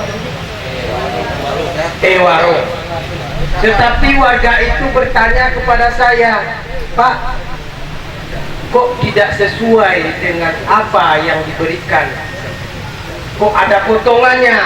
Kemana? Nanti akan saya jawab apa setelah Ibu menjawab nanti. Jadi uangnya umpamanya belanjanya itu sekitar 200.000, tetapi yang nyampe sama saya, kalau saya hitung telur sekian, ini sekian, kok cuma 160, Pak. Nah, itu di mana nanti solusinya? Apa yang kami sampaikan kepada masyarakat? Terima kasih. Saya tutup. Assalamualaikum warahmatullahi wabarakatuh. Nama saya Teguh Khaidir, Ketua RT 15 Kelurahan Ibu Kota. Yang pertama, saya berkaitnya sama usul kajian ini namanya, mengingatkan kembali, karena selama ini semenjak tahun 2016 terakhir kami mendapatkan data kependudukan 16. Tapi sampai saat ini kami belum tak dapat lagi. Nah, kan itu. Jadi kadang-kadang dalam permasalahan gini, Pak. Ini ada perubahan KK, data KK, alamat KK itu jadi tanpa sepengetahuan RT. Tak tahunya datanya muncul, kan itu. Apalagi waktu paling parah lagi zaman pileg kemarin, tanpa informasi RT, tahunya datanya muncul. Kilo pula pindah nih. Oh, banyak ada yang suka pindah kan begitu. Nah, jadi sehingga kami pun tidak nampak. Jadi kalau kami ngecek di dalam buku hijau, jadi nampak masuk, oh betulnya masuk. Jadi itu satu.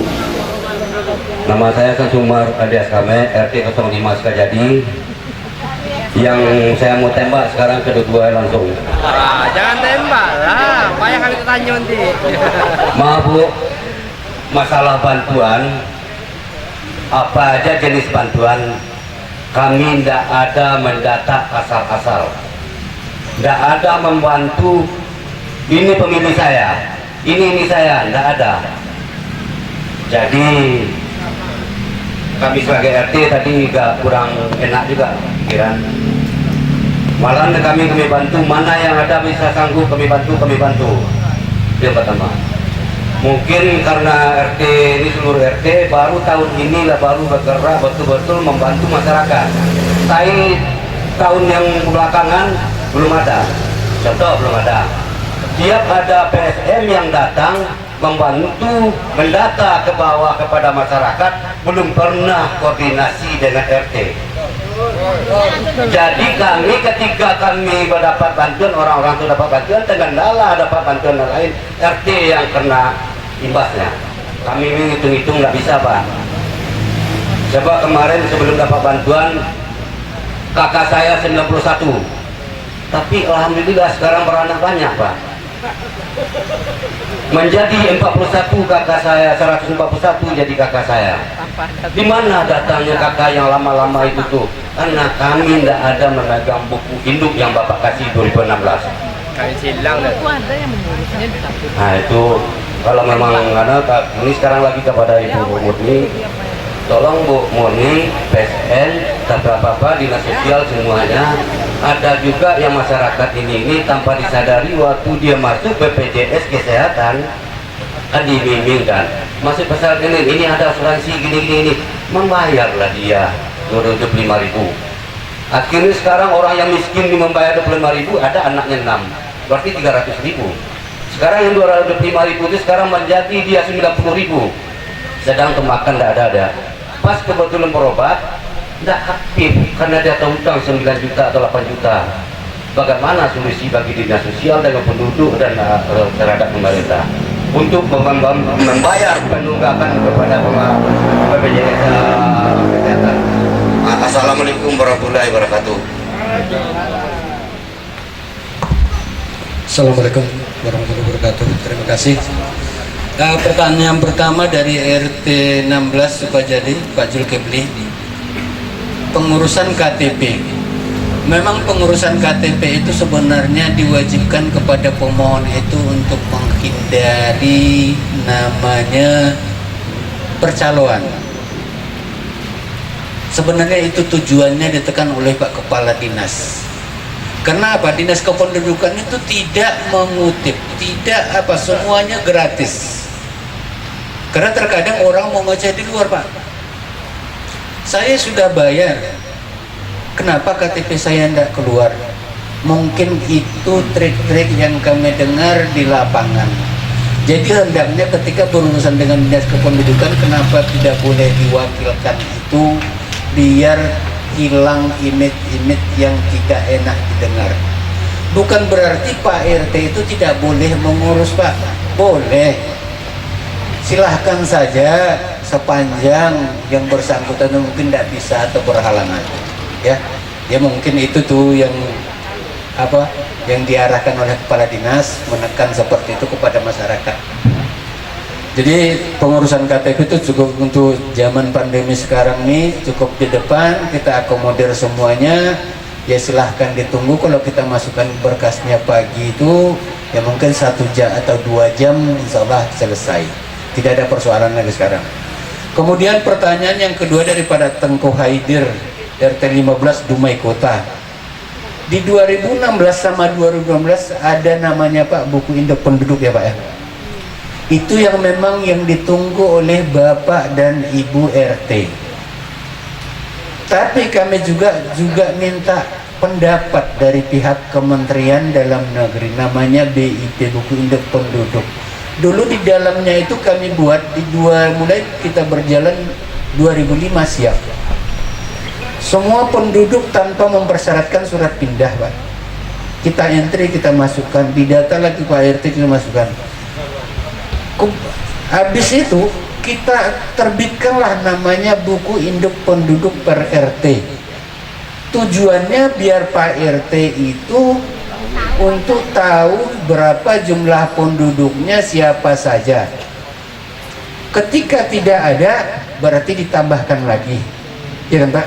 Ada orang yang berpenduduk di situ, karena pada saat itu masih diberikan semua kebebasan, boleh memilih penduduk mana tanpa mempersyaratkan surat pindah sesuai arahan Kementerian Dalam Negeri.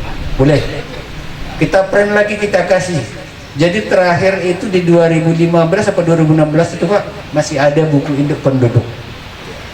Tapi yang namanya sekarang ini perlindungan data orang per orang, karena data pendudukan keperdataan orang per orang. Kalau kita terbitkan nanti buku induk penduduk, di dalamnya menyangkut NIK. menyangkut nomor kakak. Ketika upload nanti dengan sana sini meminta bantuan, ini mungkin bisa jadi bumerang. Kami ini pun masih, walaupun mungkin Bapak dari RT 15 tidak terpuaskan mungkin dengan jawaban saya, kami juga masih mencari bagaimana solusinya nanti ini bisa kita buatkan biar Bapak Ibu RT mengenali jumlah penduduk masyarakat yang ada di lingkungan RT-nya. Tapi dengan mempersyaratkan NIK ini nanti, inilah kadang Pak, karena ini takutnya di situ. Karena ini kan termasuk kerahasiaan data. Ini jaminan garansi negara terhadap data orang per orang ini. Ini jadi apa nih? Yang dulunya kebijakan itu masih bisa kita buat, kondisi sekarang kita juga takut terikat. Maaf ya, kalau mungkin saat ini juga kami tidak bisa mengakomodir buku penduduk karena dalam rangka perlindungan data orang per orang.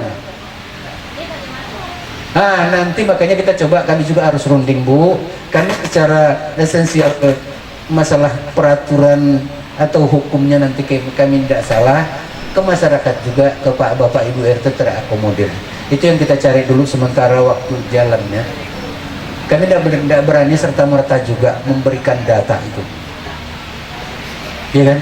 Kalau katanya mungkin tadi di RT-nya bertambah sama dari RT 05, RT 15. Ini yang saya juga bingung.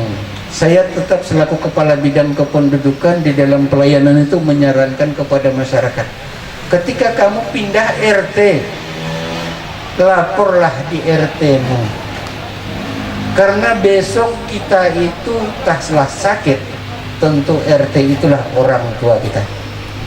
Entahlah kita mungkin kecelakaan, entah apa, RT itulah. Belajarlah menghargai RT, karena itulah sesepuh yang harus kita patuhi, kita anut di lingkungan RT kita. Dengan siapa Bu? Tentu dengan Bapak Ibu RT. Tapi saya juga tidak tahu triknya seperti apa, kenapa di sini bertambah, ditambah sulam. Tapi saran saya selaku kepala bidang kependudukan tetap seperti itu. Apalagi khususnya penduduk yang baru, tetap lapor RT, jangan tidak. Karena di zaman pas masa lampau penduduk pindah antar kabupaten kota, antar provinsi, masuk pomanya ke Dumai oleh kementerian itu, katanya dulu tidak mempersyaratkan pengantar RT. Bapak masih ingat mungkin waktu kalau RT lama kita sosialisasi di Grand Zuri, kita mengundangkan pihak kementerian, saya membela Bapak RT atau membela orang kementerian. Kami sudah budaya kami Pak di Dumai ini, tanpa dan Bapak Ibu RT kami tidak bisa berbuat apa-apa.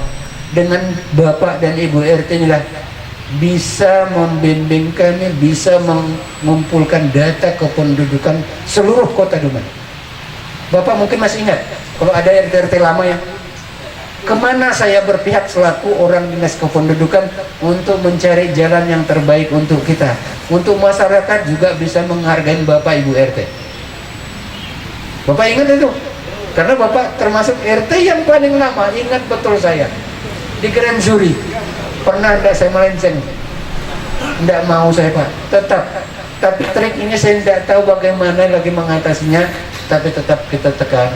Saya hanya berusaha menegakkan yang terbaik, meluruskan biar lurus, biar sama-sama kita jalan. Karena mau tidak mau, apapun yang dibuat oleh dinas kependudukan itu, terkumpulnya data, tercapainya target-target kepemilikan KTP, rekam KTP, kepemilikan akta kelahiran dan semuanya itu memang tidak lepas dari Bapak Ibu RT. Ya. Kemudian ada dari RT 15 tadi Sukajadi Pak, mungkin orang yang mati dapat bantuan lagi Pak ya, karena kakaknya muncul lagi ya. Kakak muncul, Kakak tapi dia yang dipindahkan dan merencanakan dipindahkannya wali waris bantuan. Dipindahkannya? Ya, wali waris bantuan. Dia kan meninggal 2014, Iya. tanggal 10, Iya. bulan 3. Tapi 2017 timbul kakak baru. Jadi gini Pak, ke depan nanti kalau sudah seperti itu, kalau memang itu meninggalnya di mana, Bapak akan buatkan laporan kematian biar tidak muncul. Karena memang di mana-mana pelaporan kematian tidak saja di Dumai itu sulit didapat. Kalau tidaklah ada harta gono gini, terkadang malas yang bersangkutan itu dan keluarganya mengurus. Padahal kan kita sudah negara sudah menyiapkan fasilitas gratis. Biar tidak terulang, nanti ketemu si yang bersangkutan yang akan mengganti. Kemudian juga tadi saya lupa menyampaikan, ini permasalahan yang paling pelik juga di masyarakat, menyangkut orang pisah kakak. Ini saya paling sakit kepala saya kalau udah datang orang Pak ke kantor, Pak, orang mau pisah kakak, katanya alasan pendidikan, alasan apa, padahal rumah tangganya tidak akur, bercerai. Jadi selama ini kami membuat SPTJN, surat apa, pernyataan pertanggungjawaban mutlak kebenaran data, ya. Kalau dia berpisah alasannya apa? Suami istri. Ini kalau ada perceraiannya dari pengadilan itu boleh, tidak ada masalah. Berarti pertanggungjawaban kita nanti dasarnya adalah penetapan perceraian tentang pisah kakak yang bersangkutan. Berarti kan kita tidak salah di mata hukum memisahkan antara dua pasangan suami istri. Tapi ketika orangnya, si suaminya pergi meninggalkan istri, entah menikah siri lagi, entah apa, datang sering Pak minta tolong pisahkan Pak, sementara suaminya juga di sisi lain tak mau memisahkan istrinya ini, komplainlah dia ke kantor,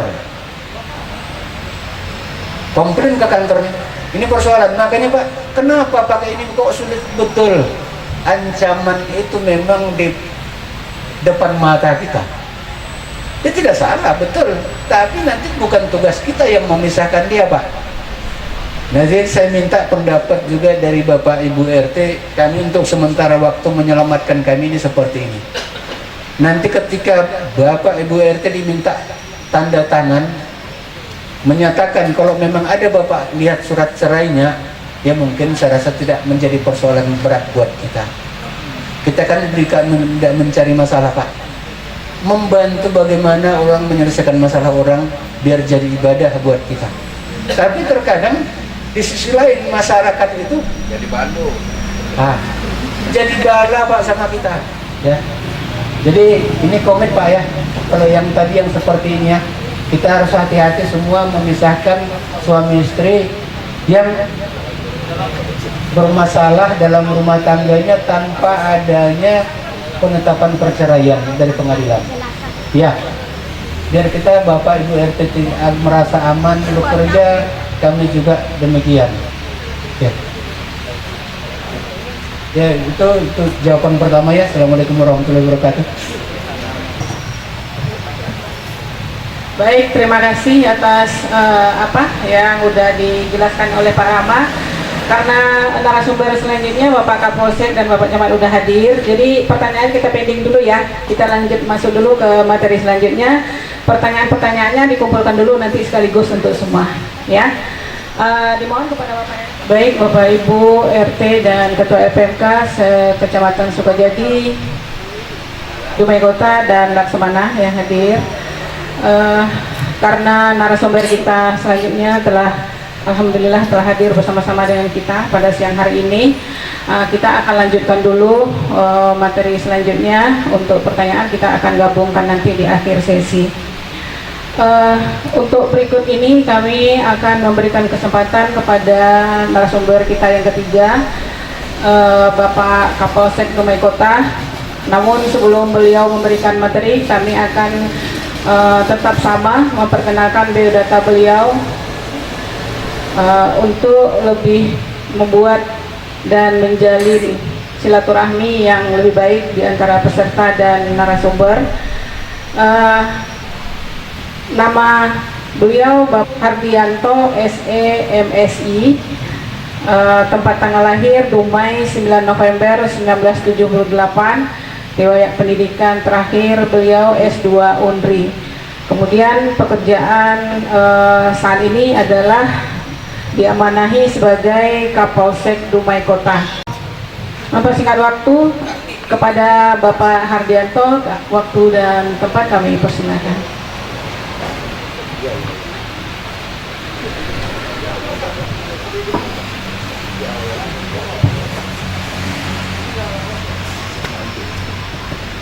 Baik, assalamualaikum warahmatullahi wabarakatuh.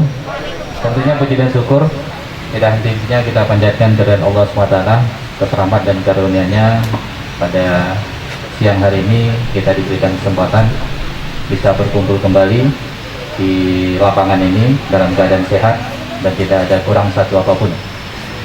Salawat berserta salam terus kita curahkan kepada junjungan Nabi alam besar kita dengan berwasilah Allahumma shalli ala sayyidina Muhammad wa ala ali sayyidina Muhammad. Baiklah bapak-bapak, ibu-ibu, ya, sebelum nantinya kita memberikan sedikit pembekalan ataupun materi, tentunya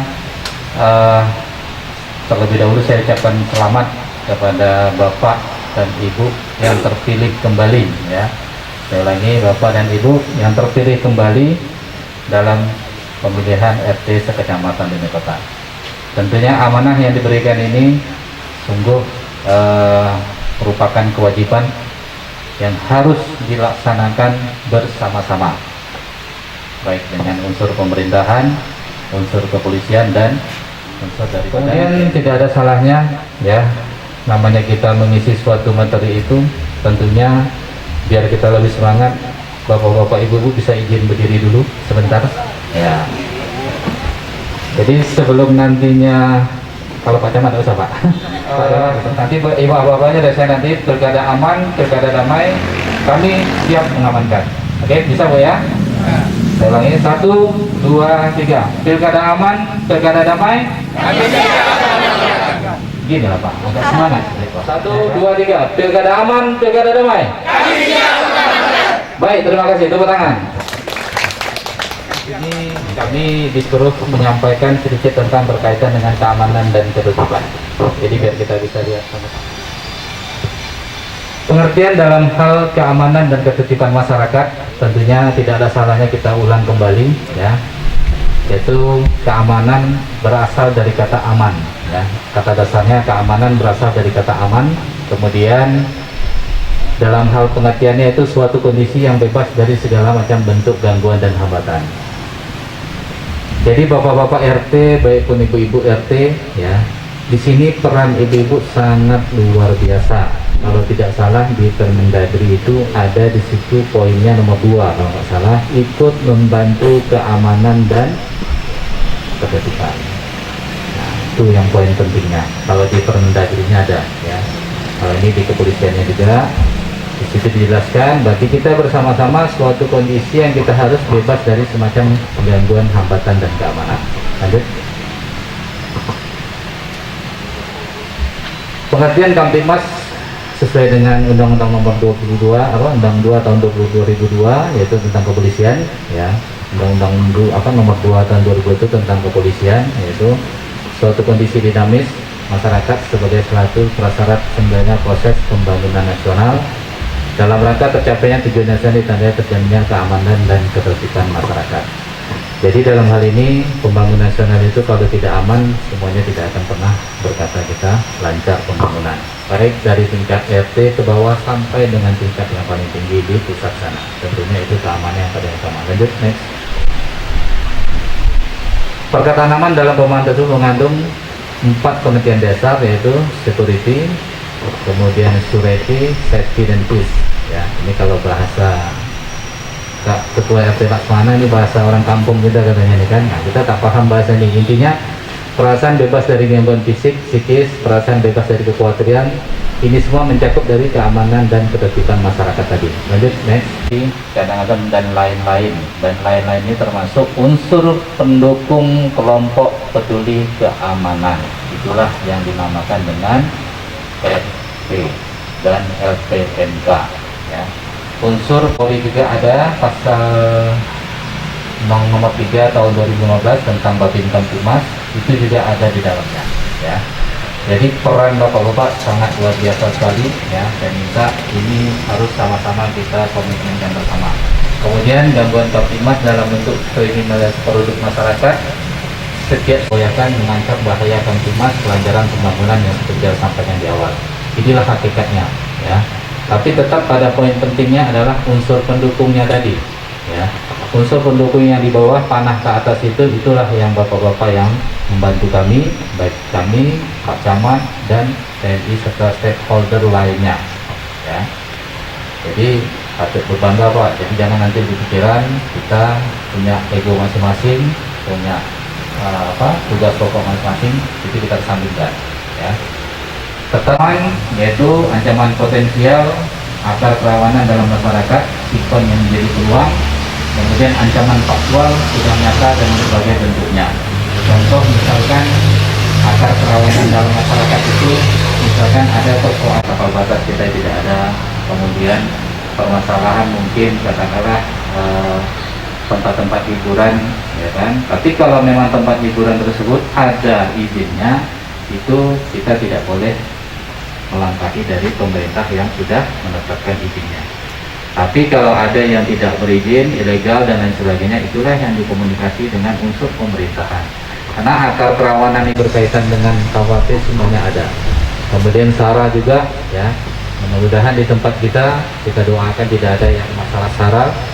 Kemarin hanya di daerah Perimbas Kampung, ya, masalah mau mendirikan tempat ibadah. Tapi alhamdulillah berkat kerjasama kita semua dengan unsur pemerintahan, baik Pak Camat, kelurahan, tidak jadi mendirikan tempat ibadah yang menjadi potensi berbahaya terhadap SARA nantinya. Kemudian penyimpangan sosial. Nah, ini penyimpangan sosial juga berkaitan dengan tugas kita semua. Karena tugas kita tidak hanya poin 1 dan poin 2. Masalah sosial juga masuk dalam hal untuk kita mengamankan keamanan dan ketertiban masyarakat. Contoh apa permasalahan sosial yang sering kita jumpa? Yang bapak-bapak sering jumpa di lingkungan masing-masing, permasalahan sosial apa kira-kira? Hah? Narkoba itu kejahatan khusus. Nah, itu masuk juga Pak. Tapi yang ini sosial. Berarti kalau dia sosial berarti yang berhubungan dengan kehidupan masyarakat kita, seperti tawuran, apa gitu. Anak-anak yang sering melakukan tindakan ngelem. Nah, sosial juga tempat hiburan. Kemudian ada yang pungli-pungli di tengah jalan, minta uang dan sebagainya. Itu permasalahan sosial Pak, ya. Jadi kalau ada hal-hal demikian, janganlah pula nanti Pak LP-nya di belakang pula kan. Ambil aja lah, tiket 1.000 store sama saya 500 tak apa tuh. Nah, jangan seperti itu. Berarti itu kita salah, ya. Tetap kita mengingatkan itu tidak boleh dan ilegal, dan jangan kita mengambil hal-hal demikian. Termasuk zaman itu sudah berubah Pak. Kalau dulu mungkin kita bisa katakan setiap ada suatu kegiatan masyarakat ataupun kegiatan yang lainnya, pasti kita ujung-ujung mungkin minta, ya katakanlah uang keamanan lah, kemudian uang inilah, uang itu jangan, ya. Itu namanya dikatakan pungli, termasuk dalam permasalahan sosial. Bagi mungkin yang merasa mereka tempatnya untuk mencari nafkah tidak ikhlas dan tidak terima, itu juga menjadi permasalahan sosial bagi yang bersangkutan. Rezeki kita sudah diatur oleh Allah masing-masing. Selagi kita memberikan pelayanan yang terbaik kepada masyarakat, selagi kita tunjukkan kinerja kita untuk membantu pemerintah, insya Allah rezeki itu akan pasti datang dengan sendirinya. Lanjut. Sumber ancaman, saya rasa ini tidak perlu. Lanjut. Ini bobot ancaman sangat berbahaya, merusak persatuan bangsa, menggoyah sendi kehidupan masyarakat bangsa, dan cukup berbahaya menghilangkan kepercayaan rakyat kepada pemerintah, ya. Itu juga termasuk bobot-bobot ancaman yang bisa mengganggu daripada jalannya keamanan di lingkungan kita masing-masing. Lanjut. Berkaitan dengan keamanan dan ketertiban masyarakat, kesimpulan yang harus saya sampaikan di awal tadi sampai dengan akhir, ya. Di sini tentunya bapak-bapak sering bersinggungan ataupun berkontak langsung dengan yang namanya Babin Kamtipmas. Itu sudah pasti, ya. Babin Kamtipmas, Babinsa. Tapi kalau berbicara tentang keamanan dan ketertiban masyarakat, tetap namanya Babin Kamtipmas. Itu mengenai dengan keamanan dan ketertiban masyarakat. Nah, di sini kita biar sepakati bersama, ya. biar tidak terjadi nantinya ada miskomunikasi di lapangan, kemudian tidak bingung bapak-bapak dan ibu-ibu. Bagi yang sudah lama mungkin saya rasa sudah paham, tapi tidak ada salahnya kami ingatkan terus ya. Di sini berkaitan dengan tugas yang akan kita laksanakan untuk keamanan dan ketertiban masyarakat dari beberapa bobot ancaman tadi ya. Besar harapan kami yang paling utama itu adalah tetap berkoordinasi. Saya ulangi, yang paling utama itu adalah tetap berkoordinasi. Karena kenapa? Kalau tidak berkoordinasi, kami sendiri mungkin informasinya lambat sampainya, ataupun mungkin ada yang keduluan sampai informasinya. Nah, sebagai contoh, misalkan di lingkungan bapak-bapak katakanlah ada persoalan, misalkan terjadinya penemuan mayat. Ini hal yang mudah saja ya, penemuan mayat. Ternyata penemuan mayat itu kita anggap mungkin tidak ada hal yang ganjal ataupun soal mungkin melihat kondisinya karena ada tua, mungkin orang gila dan lain semacamnya. Intinya jangan seperti itu. Apapun itu menjadi kejadian menonjol ya.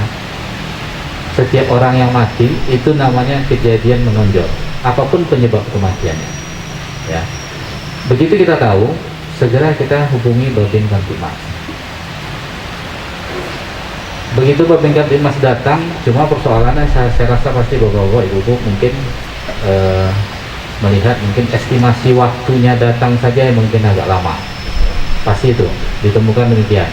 Ditelepon mungkin ada yang datangnya 5 menit, ada yang datang cepat, ada yang datangnya lambat. Tapi saya harapkan tetap informasi yang ada ini lemparkan kepada Babin Kamtibmas. Jangan kita tidak lemparkan. Kenapa? Nantinya begitu ada persoalan yang hal kecil tadi saya maksudkan, nanti bapak-bapak akan dipertanyakan, kenapa ini tidak dilaporkan, kenapa ini tidak disampaikan di awal.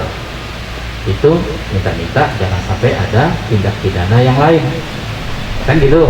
Mudah-mudahan dia hanya kasus memang murni dinyatakan dia akibat mungkin dia meninggal karena dia sendiri dan lain-lain. Tapi itu bukan kita juga yang menentukan, dari hasil visumnya nantinya ya. Dari hasil visumnya itulah yang menentukan bahwasanya dia itu penyebabnya ada benda tumpulkah, atau ada mungkin dipukul orang dan lain sebagainya. Nah, intinya yang saya maksudkan tadi, lempar bola panasnya ini kepada Babin Kamtibmas, biar kami yang nanti yang menentukan. Jadi jangan kita pegang, jangan kita simpan persoalan itu. Paham ya bapak-bapak ibu-ibu ya? Ini hal yang kecil aja saya contohkan ya.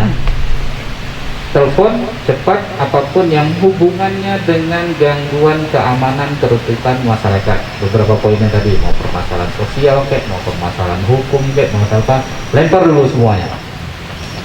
Nah, nanti kan bapak-bapak kan ada buku catatannya itu. Di sini ada kejadian ini tanggal sekian dan kami sudah laporkan kepada Babin Kamtibmas pada pukul sekian.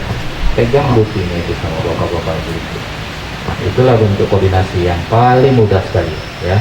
Ini kita menggugah Pak, jangan nanti kita malah makin kendor. Kembali lagi yang saya sampaikan tadi, jangan nanti kedepankan ego kita masing-masing, jangan, sampingnya dulu ya. Semuanya pasti kita saling membutuhkan satu sama lainnya. Pak Camat juga membutuhkan, kami juga membutuhkan, semuanya membutuhkan ya. Jadi intinya tetap koordinasi ya. Koordinasi sekecil apapun. Itu saya contohkan yang hal yang termudah saja, penemuan mayat. Tapi kalau ada hal yang menonjol lainnya, ya itu lebih tentu tak. Mungkin bapak tidak melaporkan atau ibu-ibu tidak melaporkan, pasti melaporkan. Mau itu kejadian kebakaran, mau itu kejadian lainnya dan lain sebagainya, tetap kita laporkan. Ya, itulah namanya tadi saling melemparkan semua tugas yang sudah kita ketahui dan kita informasikan. Paham ya bapak dulu ya? Jadi dalam hal ini bapak-bapak yang sudah dilantik, yang sudah dikukuhkan, yang sudah diamanahkan oleh undang-undang, mari kita sama-sama bangkitkan lagi koordinasi kita, semangat kita untuk mengamankan Kamtibmas di wilayah Kecamatan Dumai Kota ini ya. Yang sudah bagus, kita baguskan lagi ya. Bagi mungkin katakanlah Babin Kamtibmas yang agak kurang, sampaikan aja kepada saya ya. Tak usah sungkan-sungkan Pak, namanya kita saling berkoordinasi itu gunanya ya. Saya juga tidak sempurna memimpin mungkin, selanjutnya mungkin Babin Kamtibmas juga akan saya bina mungkin lebih bagus lagi, lebih bisa bermasyarakat dan lain sebagainya ya. Karena itu tadi perannya tadi ini 3 pilar di kelurahan itu perlu kelurahan, Babin Kamtibmas, Babinsa dan RT yang ada di wilayah masing-masing. Paham ya Bapak Ibu ya? Oke, kita lanjut, kita masuk sesi berikutnya. Saya rasa kalau untuk keamanan dan ketertiban tidak ada masalah. Intinya yang saya minta semua poin itu adalah koordinasi aja ya. Koordinasi itu paling penting. Jadi paling tidak kita tidak menguasai apapun, tapi sampaikan dulu informasi ini kepada kita. Nanti baru kita bagi informasi ini kepada orang yang betul-betul memahaminya. Itu saja mungkin tugas kita bahagian Kamtibmas. Kemudian yang kedua, kita di sini sudah masuk dalam pilkada. Ya, tentunya sebelum pilkada itu kita mulai, tadi kita sudah menyatakan kesiapan kita, ya, menyatakan kesiapan kita bersama dalam hal untuk mengamankan pilkada. Ya. Di sini peran Pak RT juga sangat penting. Karena kenapa? RT lah yang mengetahui daerah dan karakteristik wilayah masing-masing. Ya. Besar harapan kami jangan sampai ada terjadinya pelanggaran pilkada yang membuat itu menjadi potensi ancaman nasional yang sampai beritanya kemana-mana. Ya, Bapak-bapak, ibu-ibu mungkin silakan pilihan masing-masing silakan, tapi jangan itu menjadikan ajang perpecahan kita. Ya, saya tidak mau demikian. Jangan sampai itu jadikan ajang perpecahan kita. Kita semua sudah profesional, bapak-bapak yang sudah lama di RT ataupun yang baru, saya rasa sudah paham. Ya, jangan kita terpengaruh oleh sedikit apapun yang bisa menghancurkan jalannya pilkada yang akan kita laksanakan sebentar lagi. Ya, paham ya Bapak Ibu. Kemudian berkaitan dengan pilkada, ya, kami juga memohon kepada Bapak nantinya pada saat nanti kita melaksanakan pesta demokrasi yaitu pencoblosan. Pasti nanti kami dari pihak kecamatan, kemudian dari Polsek dan Ramil akan berjalan-jalan melihat situasi wilayah masing-masing. Nah, di sini kita tidak tahu siklus iklim kita yang saat ini berubah-ubah, ya. Lebih dominannya kepada lebih banyaknya hujan dan pasang. Ya. Rata-rata daerah kita di Dumai Kota lebih dominan banyak pasangnya, ya, pasang. Dan akses menuju jalan ke tempat TPS itu juga sangat berpengaruh ganggunya jalannya pilkada. Tapi mudah-mudahan nantinya kami dari pemerintah kecamatan, baik PPK ataupun Panwas akan mencari solusi tempat alternatif bila mana terjadi pasang yang masuk ke dalam TPS nantinya. Ya, karena kenapa? Kalau seandainya kita tidak ini atasi, tiba-tiba TPS itu nanti banjir, kemudian nanti masyarakat tidak mau datang, ataupun ada kejadian misalnya kesetrum dan lain sebagainya. Nah, tentunya terhambat TPS ini melakukan pencoblosan. Ini juga akan menjadi persoalan bagi kita. Mudah-mudahan kelancaran ini harus kita komitmen bersama membantu, ya. Mungkin dari bapak-bapak ada juga ditugaskan sebagai limas, ada juga ditugaskan sebagai lainnya, mungkin yang hubungannya dengan penyelenggara silakan. Tapi intinya tetap kita bersama-sama untuk menjalankan pilkada ini aman, damai, dan sehat. Berkaitan dengan sehat yang saya sampaikan, saat ini juga kita sama-sama dalam musim pandemi. Mudah-mudahan pilkada ini berjalan aman, tidak ada kluster di tempat kita. Tetap protokol kesehatan kita harus ingatkan. Sebelum saya tutup, mungkin saya tidak lama-lama.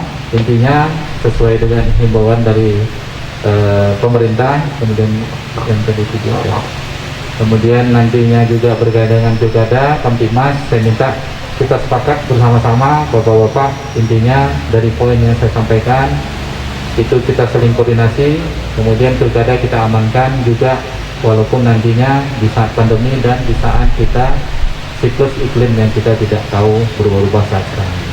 Mungkin itu saja sebagai video penutup kita untuk himbauan, biar pilkada kita aman, damai, dan sejahtera. Terima kasih.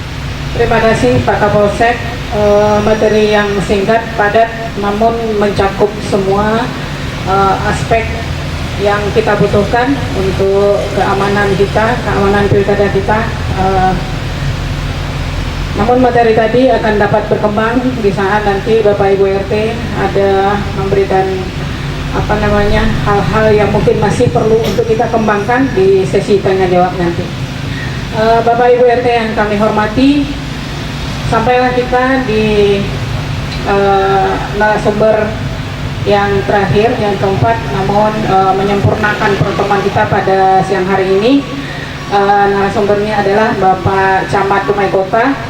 Namun sebelum beliau memberikan arahan, petunjuk dan segala macamnya, apakah perlu kami sampaikan biodata beliau? Masih ada yang belum kenal? Bapak RT, Ibu RT yang baru masih ada itu waktu dan tempat kepada Pak Camat kami, silakan. Terima kasih. Bismillahirrahmanirrahim. Assalamualaikum warahmatullahi wabarakatuh.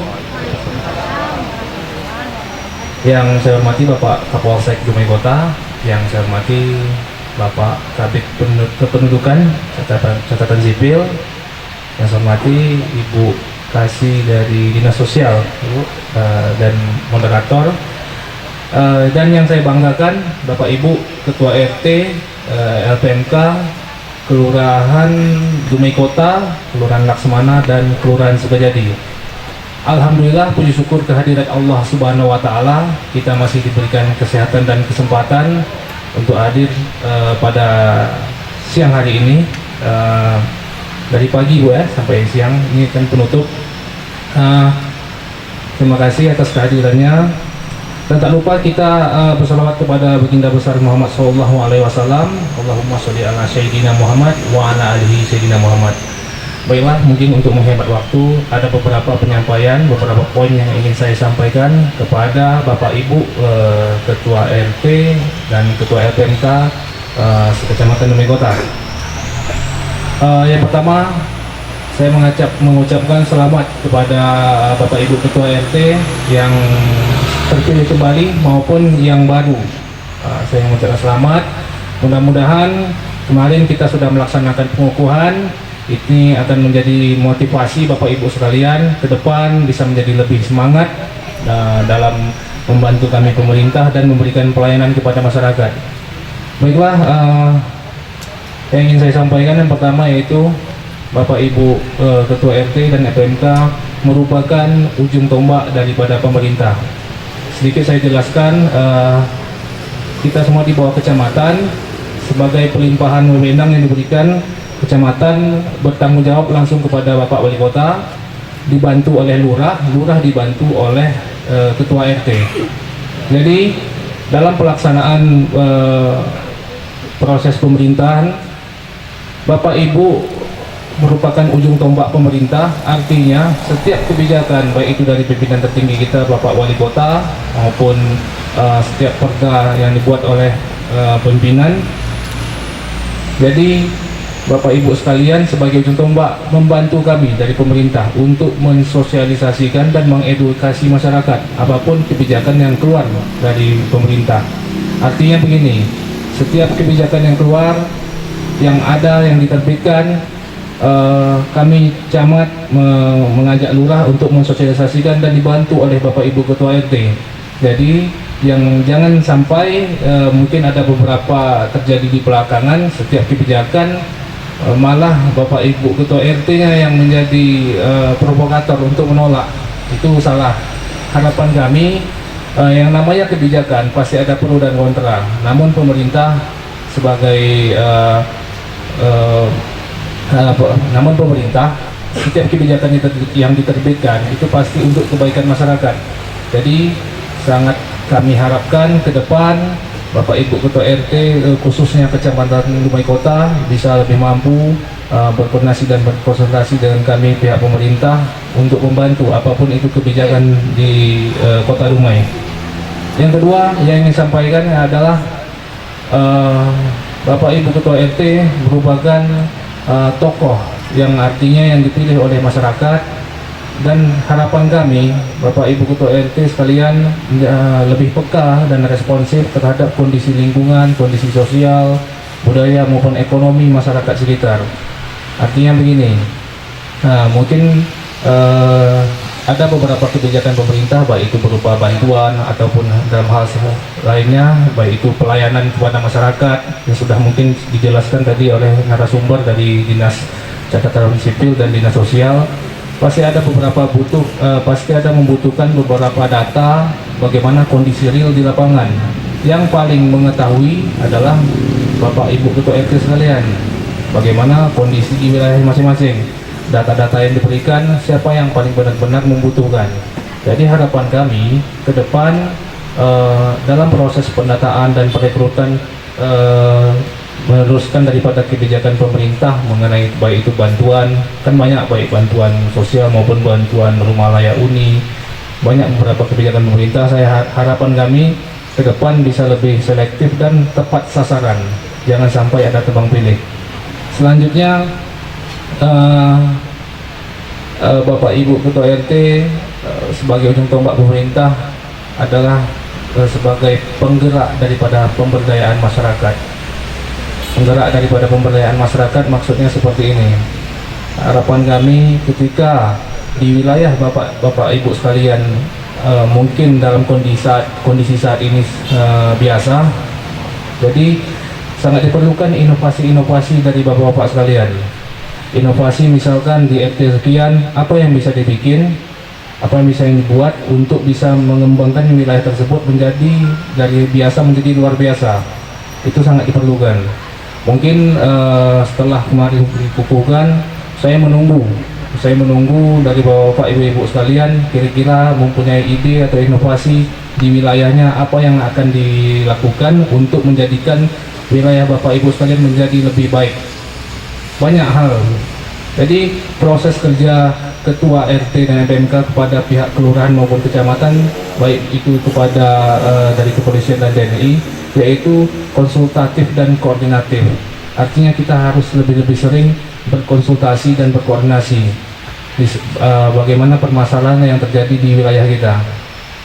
Mungkin yang paling penting harapan saya, bagaimana Kecamatan Dumai Kota ini kedepannya bisa lebih baik lagi. Itu tidak lepas peran dari Bapak Ibu sekalian. Artinya ketika ada inovasi yang lebih baik tadi, saya pasti akan support. Kita cari solusi bagaimana caranya bisa ide-ide dari Bapak Ibu sekalian bisa kita kembangkan dan mudah-mudahan bisa berhasil. Karena mungkin salah satu contoh di Kelurahan Laksamana, mungkin di kampung wisata, itu harapan kami bahwa Bapak Ketua RT maupun LPMK bisa menggerakkan masyarakat. Ini dalam sisi pemberdayaan, menggerakkan masyarakat. Kira-kira kita sudah canangkan di sana sebagai namanya kampung wisata. Artinya bagaimana caranya kita bisa menjadikan nama tersebut benar-benar sebuah kampung wisata. Kita sudah ada tol, bisa nggak kita menarik orang dari Pekanbaru datang ke sana menikmati wisata yang ada di Kelurahan Laksamana. Mungkin ini merupakan suatu tugas yang berat, namun kalau kita laksanakan bersama-sama saya yakin bisa berhasil. Jadi saya sangat berharap bagaimana Kecamatan Dumai Kota ini ke depan bisa lebih baik, karena mohon maaf seperti saya Pak Kapolsek, kami memang betul-betul orang Dumai dan lahir di Dumai. Sebuah kebanggaan tersendiri ketika kami mempunyai suatu jabatan dan kekuasaan bisa membuat kampung kami lebih baik, dan itu tidak lepas peran dari Bapak-Bapak Ibu sekalian. Itu harapan saya. Harapan saya mudah-mudahan Kecamatan Dumai Kota dengan hadirnya dan dikukuhkannya Bapak Ibu Ketua RT yang baru mempunyai inovasi-inovasi terbaru, bisa Kecamatan Dumai Kota ini dikenal di Provinsi Riau maupun di Indonesia secara nasional.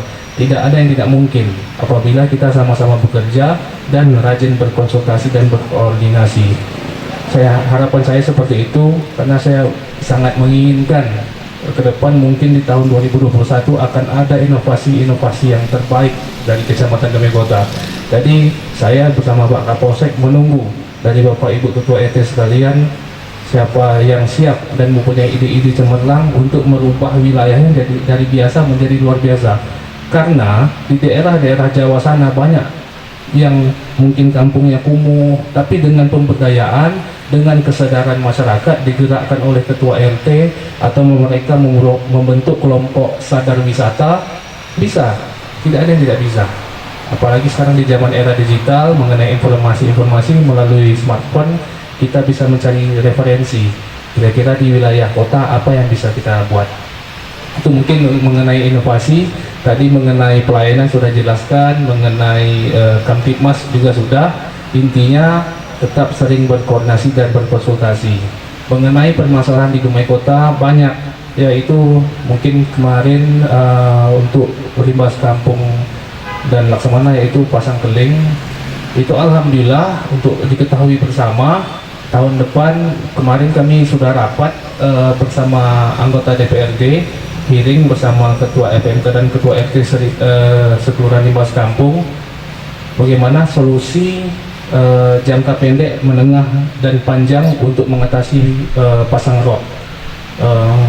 Dipanggil juga dari tim teknis, yaitu dari dinas PUPR. Memang solusi tercepatnya yaitu kondisi Sungai Dumai dangkal.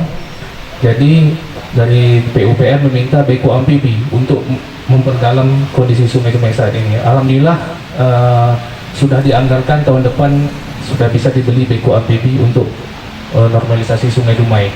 Ini tidak lepas peran dari ketua RT. Contoh yang terjadi di limbah kampung, artinya apa? Kondisi seperti itu, langsung ketua FMK dan ketua RT menyurati DPRD, meminta hearing langsung, meminta hearing pertemuan dengan anggota DPRD. Saya juga diikuti oleh Pak Lurah. Langsung kita langsung mendengarkan dari tim teknis dari PUPR apa permasalahan selama ini, kenapa pasang makin bertambah, kenapa pemerintah tidak melaksanakan, apa penyebabnya. Jadi oleh karena itu pentingnya kekompakan daripada ketua RT dan FMK dan lurah beserta camat. Kira-kira apa permasalahan yang terjadi, mari kita bicarakan bersama. Mungkin ada solusi-solusi ke depan yang bisa sama-sama kita lakukan, yaitu kita mempunyai anggota dewan dan mempunyai anggota dewan daerah pilihan kita. Mereka lah yang nantinya berjuang bagaimana anggaran-anggaran tersebut bisa dibantu untuk permasalahan di lingkungan. Kalau tidak ada kekompakan antara ketua RT dan FMK dan lurah untuk mendobrak ini, permasalahan di lingkungan tidak akan bisa terselesaikan. Ini sangat penting. Mudah-mudahan Bapak Ibu ketua RT yang sekarang bisa lebih kompak dan bisa lebih membicarakan kira-kira apa permasalahan dan mana yang lebih prioritas. Apalagi sebentar lagi tahun 2021 awal kita akan melaksanakan muskenbang kecamatan, muskenbang kelurahan juga. Jadi sangat dibutuhkan kepedulian dan kepekaan dari Bapak Ibu RT sekalian bersama LPMK untuk usulan-usulan pembangunan 2022. Jadi ini sangat penting. Tolong perhatikan kira-kira apa permasalahan di lingkungan dan akan diusulkan di tahun 2021 nanti. Itu sangat penting. Jadi harapan saya seperti itu, mari bersama-sama, jika kita kompak pasti ada solusi. Dan harapan saya percaya, kita saling percaya. Intinya kalau saya secara pribadi ada suatu kebanggaan tersendiri ketika saya bisa membuat daerah atau tanah kelahiran saya menjadi lebih baik. Mungkin itu. Terima kasih. Mohon maaf jika ada kata-kata yang salah atau menyinggung Bapak Ibu sekalian. Ini semua demi kebaikan kita. Mudah-mudahan RT, LPMK, Babinsa, Babin Kamtibmas, Polsek dan Camat, TNI dari dan Ramil, kita semua kompak untuk Kecamatan Dumai Kota menjadi Dumai Kota ke depan lebih baik dan berprestasi. Terima kasih. Wassalamualaikum warahmatullahi wabarakatuh. Alhamdulillah semua kelurahan, semua RT kelurahan dan Kecamatan Dumai Kota sudah kita berikan pembekalan yang menurut kami itu adalah memang hal-hal yang kita butuhkan, dan kami berharap ilmunya juga bisa kita terapkan di dalam pekerjaan kita sehari-hari nanti. Kami mohon maaf apabila dari kami ada kesalahan. Semua kesalahan itu pasti datang dari kami karena kesempurnaan hanya milik Allah Subhanahu wa taala. Kami sudahi dengan wabillahi taufiq wal hidayah. Wassalamualaikum warahmatullahi wabarakatuh.